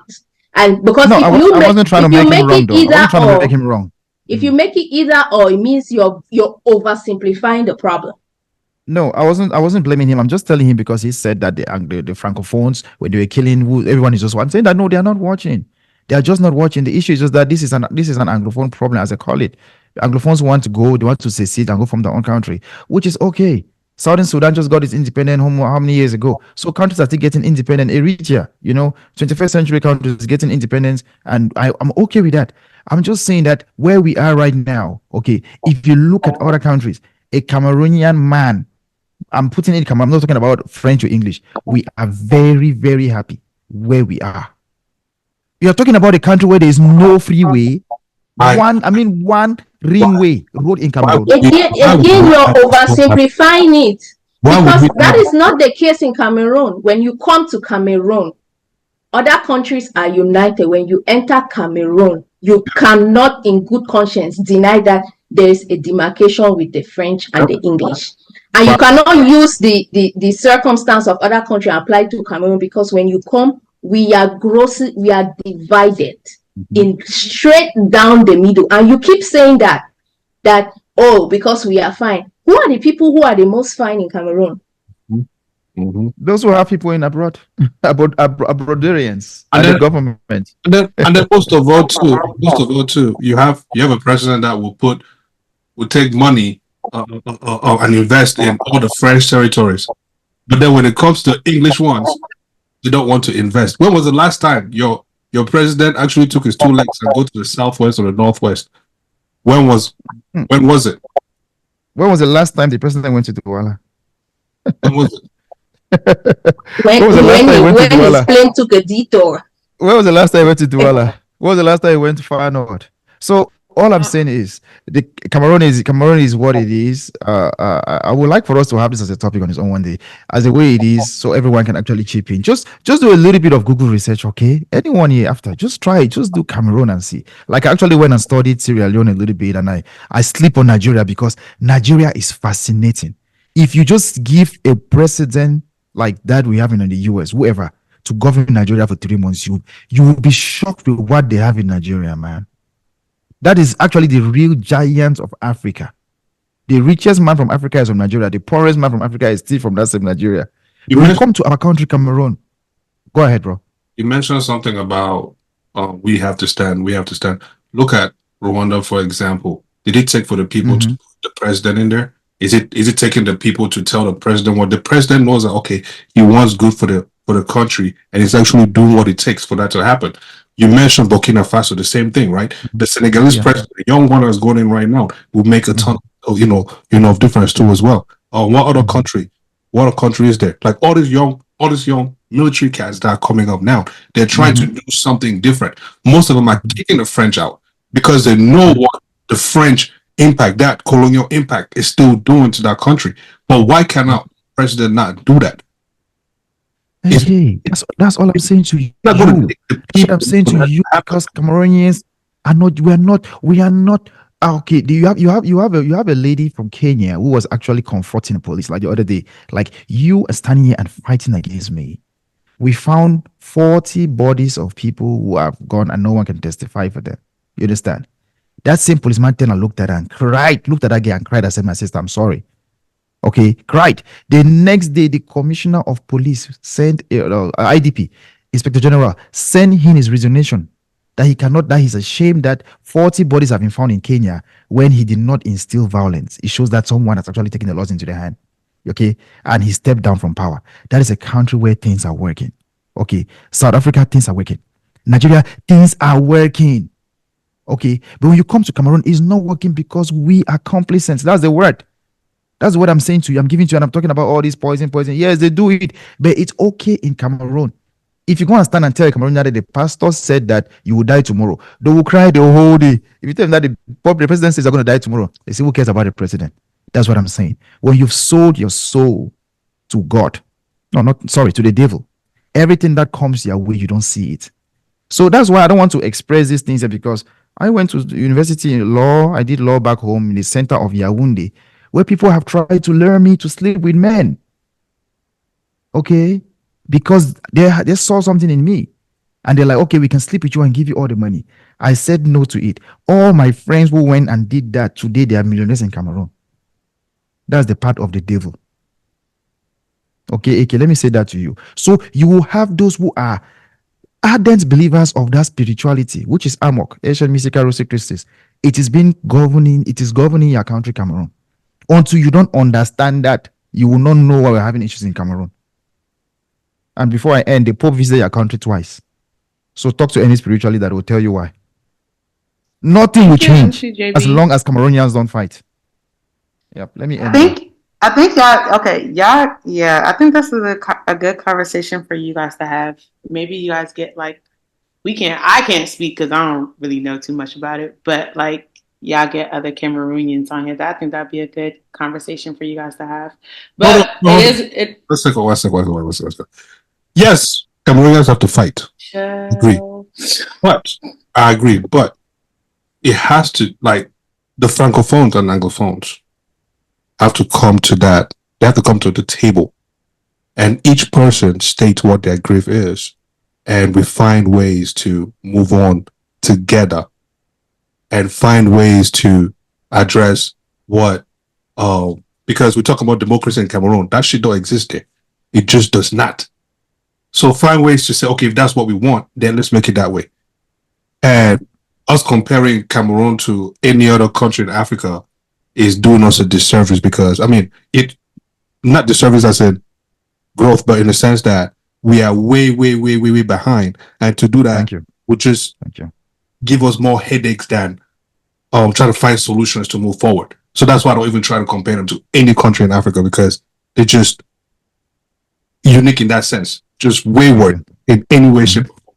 You know what I mean? So what I'm saying is the French people make things bad. They're very rude, very disorganized, and dirty.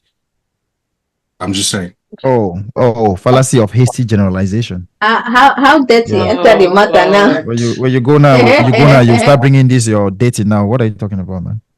That sounded a little personal. Yeah, that was you that tried to call them names now, man. One of the best sex you ever had in your life was with a French girl. It was not about me, that girl, man.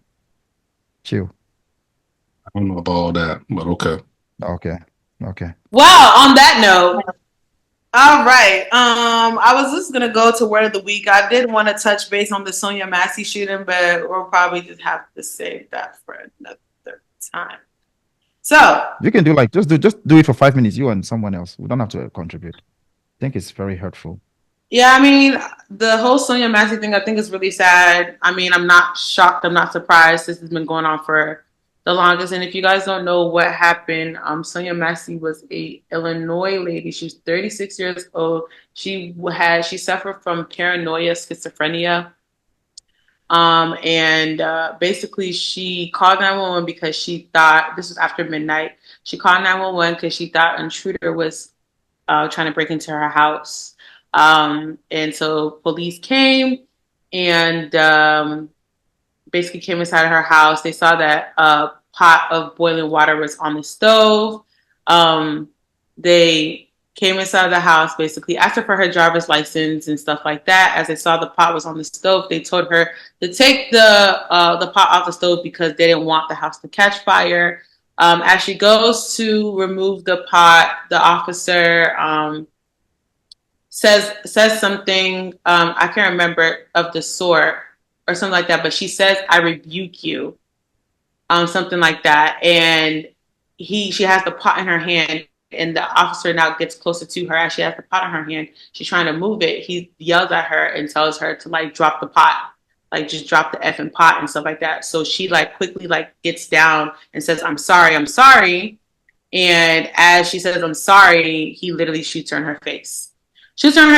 And now she is dead. Because he quote unquote claimed that he was scared for his life. When that wasn't even the situation. The body cam did get released of what happened, and it was 2 officers as well too. And my whole thing with this whole situation is just he's charged. Is it gonna stick? That's the issue, because we go through this all the time and they get acquitted, they get things like that. But in plain day, you can clearly see what happened. But then again, and remember, if Trump gets, elected, he's pushing for blanket immunity, which means that basically cops can do whatever the hell they want to do, and they're just free to go. So that's just a word for the people. So just just think about that as we're going into this election season. But I think that it's really, really sad now that we're sitting here trying to find justice for this lady, because she was going through not even a mental crisis for real, but somebody that suffers from a mental disorder is now dead because of an officer who alleges, he was fearing for his life or whatever the situation was, which I just think, and that just leads me to ask the question of if you're calling 911, those are supposed to be the people that's supposed to help you, or they're supposed to, save you or come to your rescue when you need help. Serve and protect.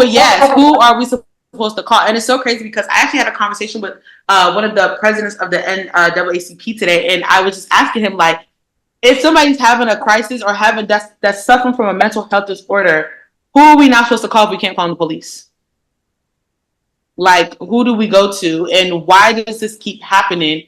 And why is there no change? It doesn't make any sense. He is arrested. Supposedly he's arrested on first-degree murder. I think it's 2 or 3 counts. Aggravated assault, I think. Yeah, assault too as well. But the thing is now, okay, he could be locked up, this and that, but is he going to be is it actually going to stick? No matter what happens to him, he's taking a soul, and you can't take no one's soul. Only God has the right to take someone's soul. So when you do that already, that is tantamount to you're against religion and also against the state. So we're talking about this woman. You've killed her. It's so bad. She's not going to come back. You're going to save some time and come back. But what are the lessons we learn from these things? What you just said. What he just said right now. Now your president can stand there and shoot someone and go scot-free from the Supreme Court. So now the land actually now has a supreme leader. You see, so these are the kind of things that we have to think of when you go into the ballot box. Think of things like this. Think of people like this. Minnesota is becoming so democratic right now because of what happened to George Floyd. We all saw what happened to this dude. And if George Floyd had passed away not during COVID, where everyone was home, it would have been another black man. Thank God that George Floyd passed on during COVID. Yeah, I was fortunate. I went there. I saw Reverend Al Sharpton. I saw Bow Wow. I saw Master P. They came out. We were going there to go see stars when George Floyd passed away in Minnesota. But guess what? It was also reuniting us. It was giving us that thing like, hey, you go to a place, you see so many white Caucasians. Yep. You see them out there actually saving out milk, saving water. Then you get to understand that the person holding the gun, it's not the skin color, but it's the mindset. It's the mindset that kills. That's what I'm saying. That is a mindset that is affecting us in Cameroon. Because unfortunately, that mindset is attached to a certain skin color too. So no. Trust me, sister. There are so many brothers I know who have never been with a sister of my color. They've only been with Caucasians. Okay. No. I'm talking about what I know. There are so many brothers that I know that have never been. They have kids now with them. You understand? So I'm sitting here telling you that I don't have any issue with where you come from because I look into your rational thinking, you see. So please, if we want to change things, like you said, my sister, we have to end up, if we want to change things, let us go and vote. And when you sit and they are saying things like, Trump is going to win, all these things, my brother, any platform you find yourself there, go there and leave your comment with your real account. Tell them, I stand for Harris. The more you're open to talking, the more people see what you do. Stop just go there. You're like, oh, they're going to come for me. They're going to find my address. If you die, you die a martyr. You die a hero. Yeah. I mean, it's just sad. It's just unfortunate that this is always, I feel like there's always something that's going on. And just imagine this is just something that just made the news. So imagine all the other stuff that we don't hear about and that, like that doesn't get highlighted and whatnot. It's just like, so how much more longer are we going to continue to go through this process, or how many more people do we needs to be killed in order for a change to be made or something? Because it just doesn't even make any sense. Because even going back to George Floyd, his what's his name, Derek Chauvin or whatever, he's appealing to get out or to get his years reduced. Yeah, it's because he got stabbed. He got stabbed in jail. Yeah, he got stabbed. So now they're trying to make it seem as if he's in danger when they wasn't thinking about that when he decided to have his knee on that man's neck for how many minutes. Exactly. So it's just at the end of the day, it doesn't. But I mean, I don't know. I think that as a country, we just need to come together to just figure out what exactly needs to be changed, because this is gonna keep happening. And because of this is why riots and looting be taking place and destruction and all types of stuff, because it's just you have all these shootings and all these killings, and then every other day we got Ben Crump on the TV, we got Reverend Al Sharpton on the TV sitting here with their families, and it's just Tutu, do you know Juneteenth is not a national holiday? Just so you know, it's a federal holiday. Yes, so that tells you already a lot. If Juneteenth, which is supposed to be recognizing Black people, is a federal holiday, that is an American problem.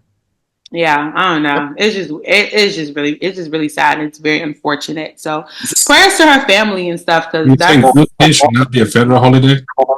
Juneteenth should be a federal and a national. It should be every state. It's a federal. It's not a national. Yeah, it should be both. It should be both. That's what I'm trying to say.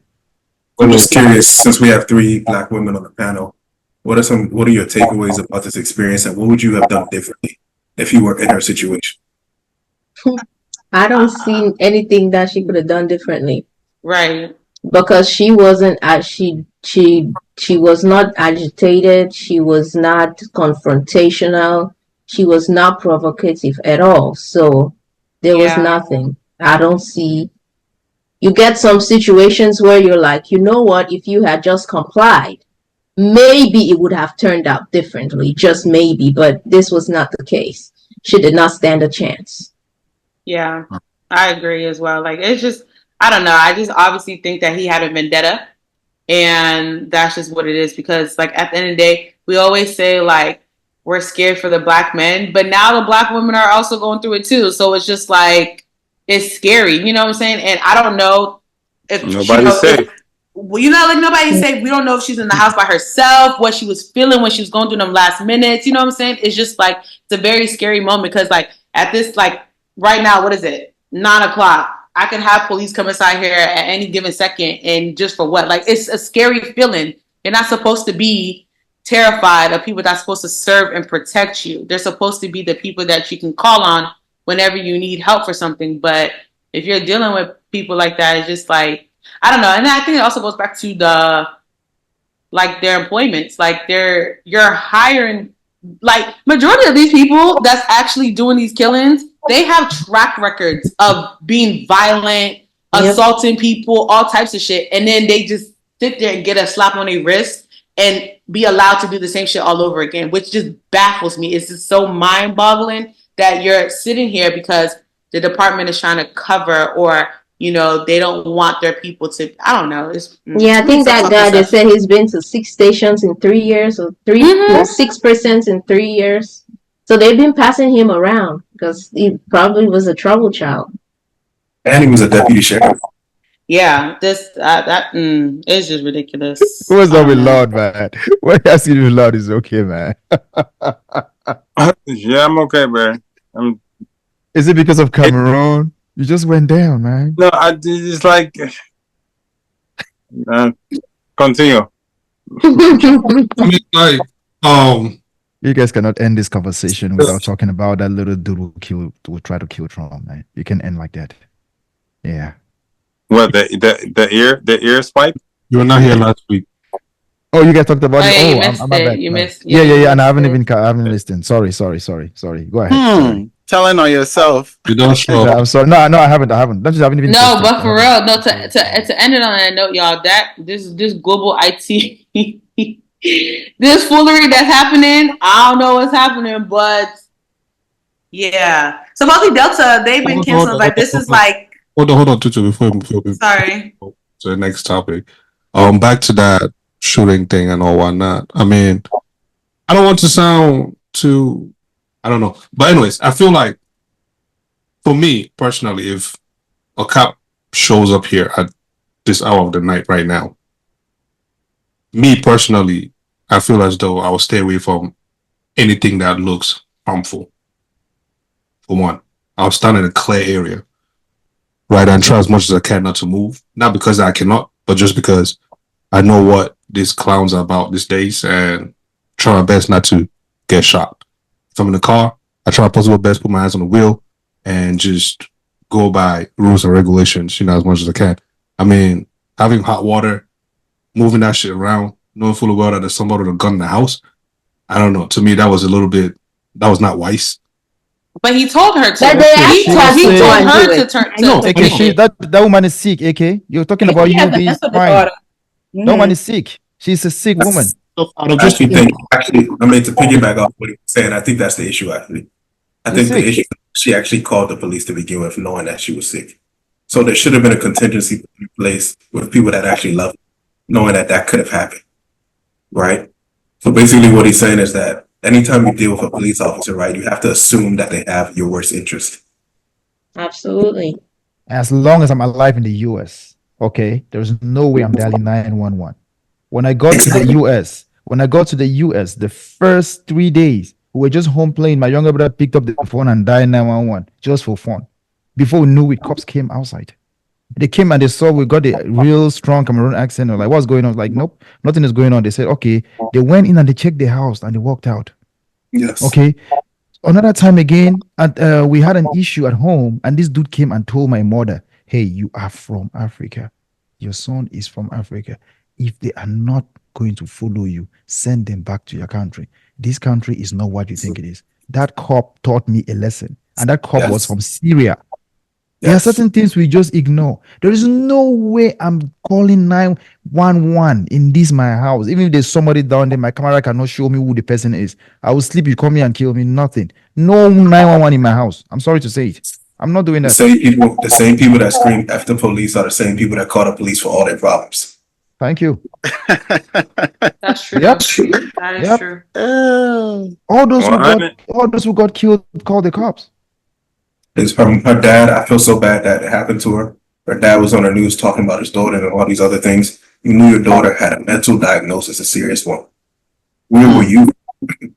Yeah, I feel like as if anything, especially given with her diagnosis, you're dealing with schizophrenia and paranoia. Yeah, Right. like you shouldn't be.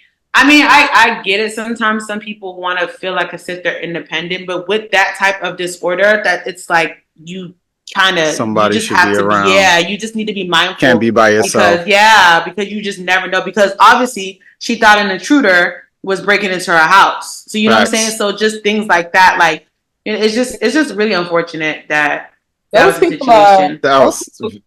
Swear to protect and serve. I mean, at the end of the day, the lady had a mental disorder. The lady, she went to go and to get the water off the stove like they asked her to do. She had the water. She rebuked him. She even got down after the guy, threatened to shoot her in the face. And she still got shot in the face.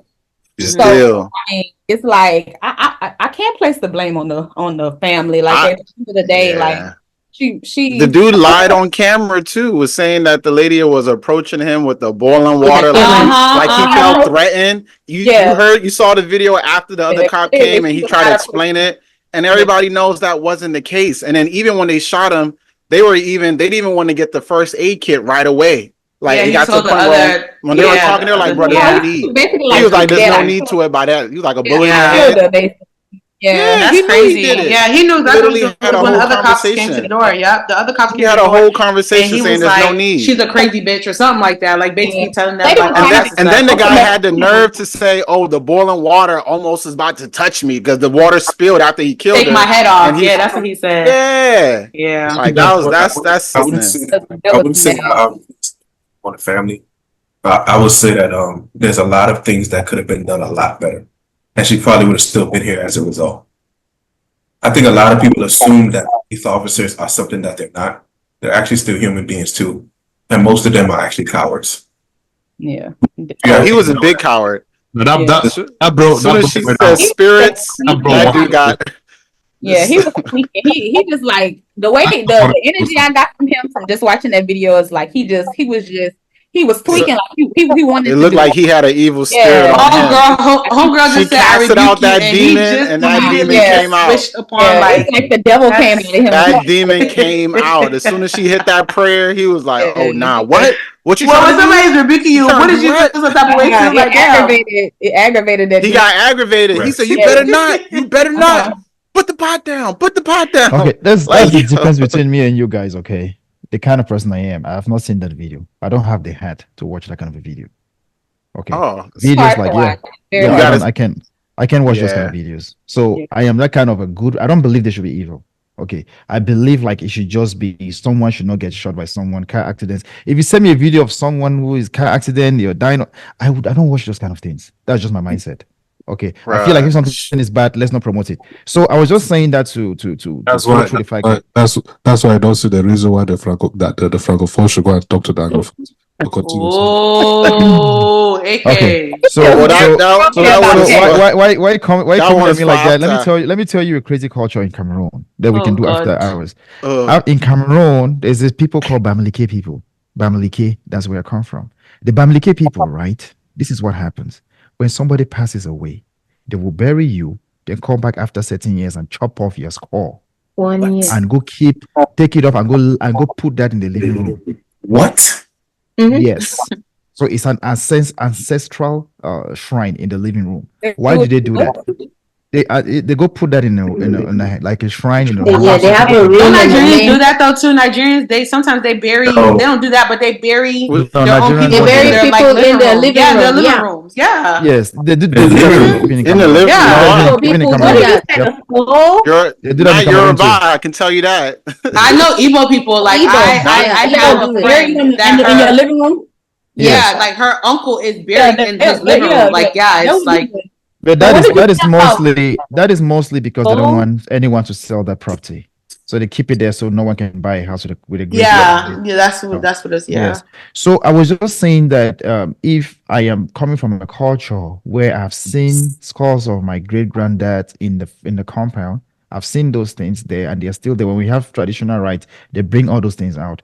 I am really, really not scared of witches and all those things, but I just feel that evil should be condemned, like we're doing right here, right now. Okay, guys, I know we can go forever. Can we just do?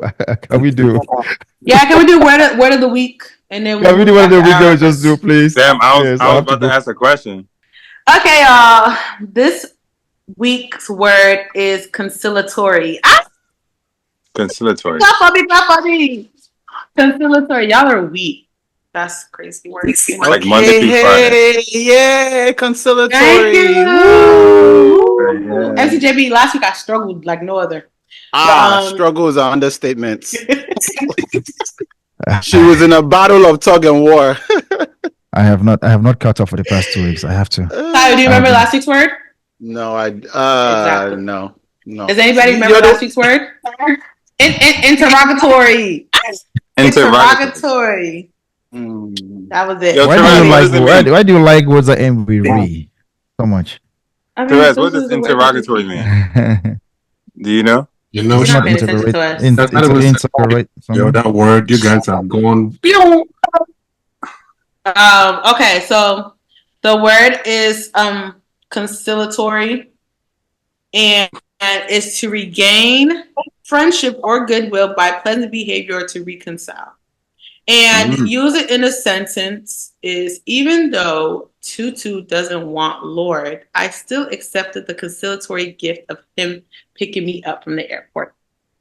Oh my god. I think I gotta send you $10. That was dope. Lord, just disregard Thank the you. first half of that I didn't sentence. use you this week. I used myself and I used somebody else. Thank you. That was dope. So go ahead and make sure you guys use that word. The word of the week. Thanks. Okay, guys, What's the word of the week, y'all? What's the word of the week? Conciliatory. Conciliatory. Good job. Thank you. Conciliatory. And I get like conceal. No, like console. Console. Yeah. Consolation, not conceal. No. He can't wait to buy a concealed weapon so bad, man. You can't wait to buy your gun, huh? Okay, Well, you got one on the way, Lord? Let's go after hours. Okay, if you guys don't mind, I think for 2020, for this year, I think I have enough. It's a rest. Nice. I think eight. I think 8 is enough for this year. Cancelled to tell anybody anything like that. Huh? I say you've been cancelled to tell anybody to correct somebody like that. Why play with your hair at the face? That's not nice. And the way that you just checked him, he said conceal. You said no. Console. The way you said it was very like guys, let's go. Do you want to close it down or do you want to? You see that subscribe button at the bottom. If it's your first time checking us out, and for weekly notifications, follow us on all streaming and social platforms at Palm Central Podcast or PWC Cast on all social platforms. If you have a question, comment, concern, reach out to any of us, man, or email us. Palmcentral at gmail.com is the email. If you want to be a guest, let us know on all social platforms or the email as well. We'll love to have you, chat it up, and all that good stuff. Review, like, comment, use the comment section, either the episode or social media to give us your thoughts on most of this takes that we do. Anyways, man, episode is sponsored by SITM Podcast, unique like that on all platforms, and I am one of your hosts, Uncle AK. I got my good peoples, Ashley, Tutu, and Therese.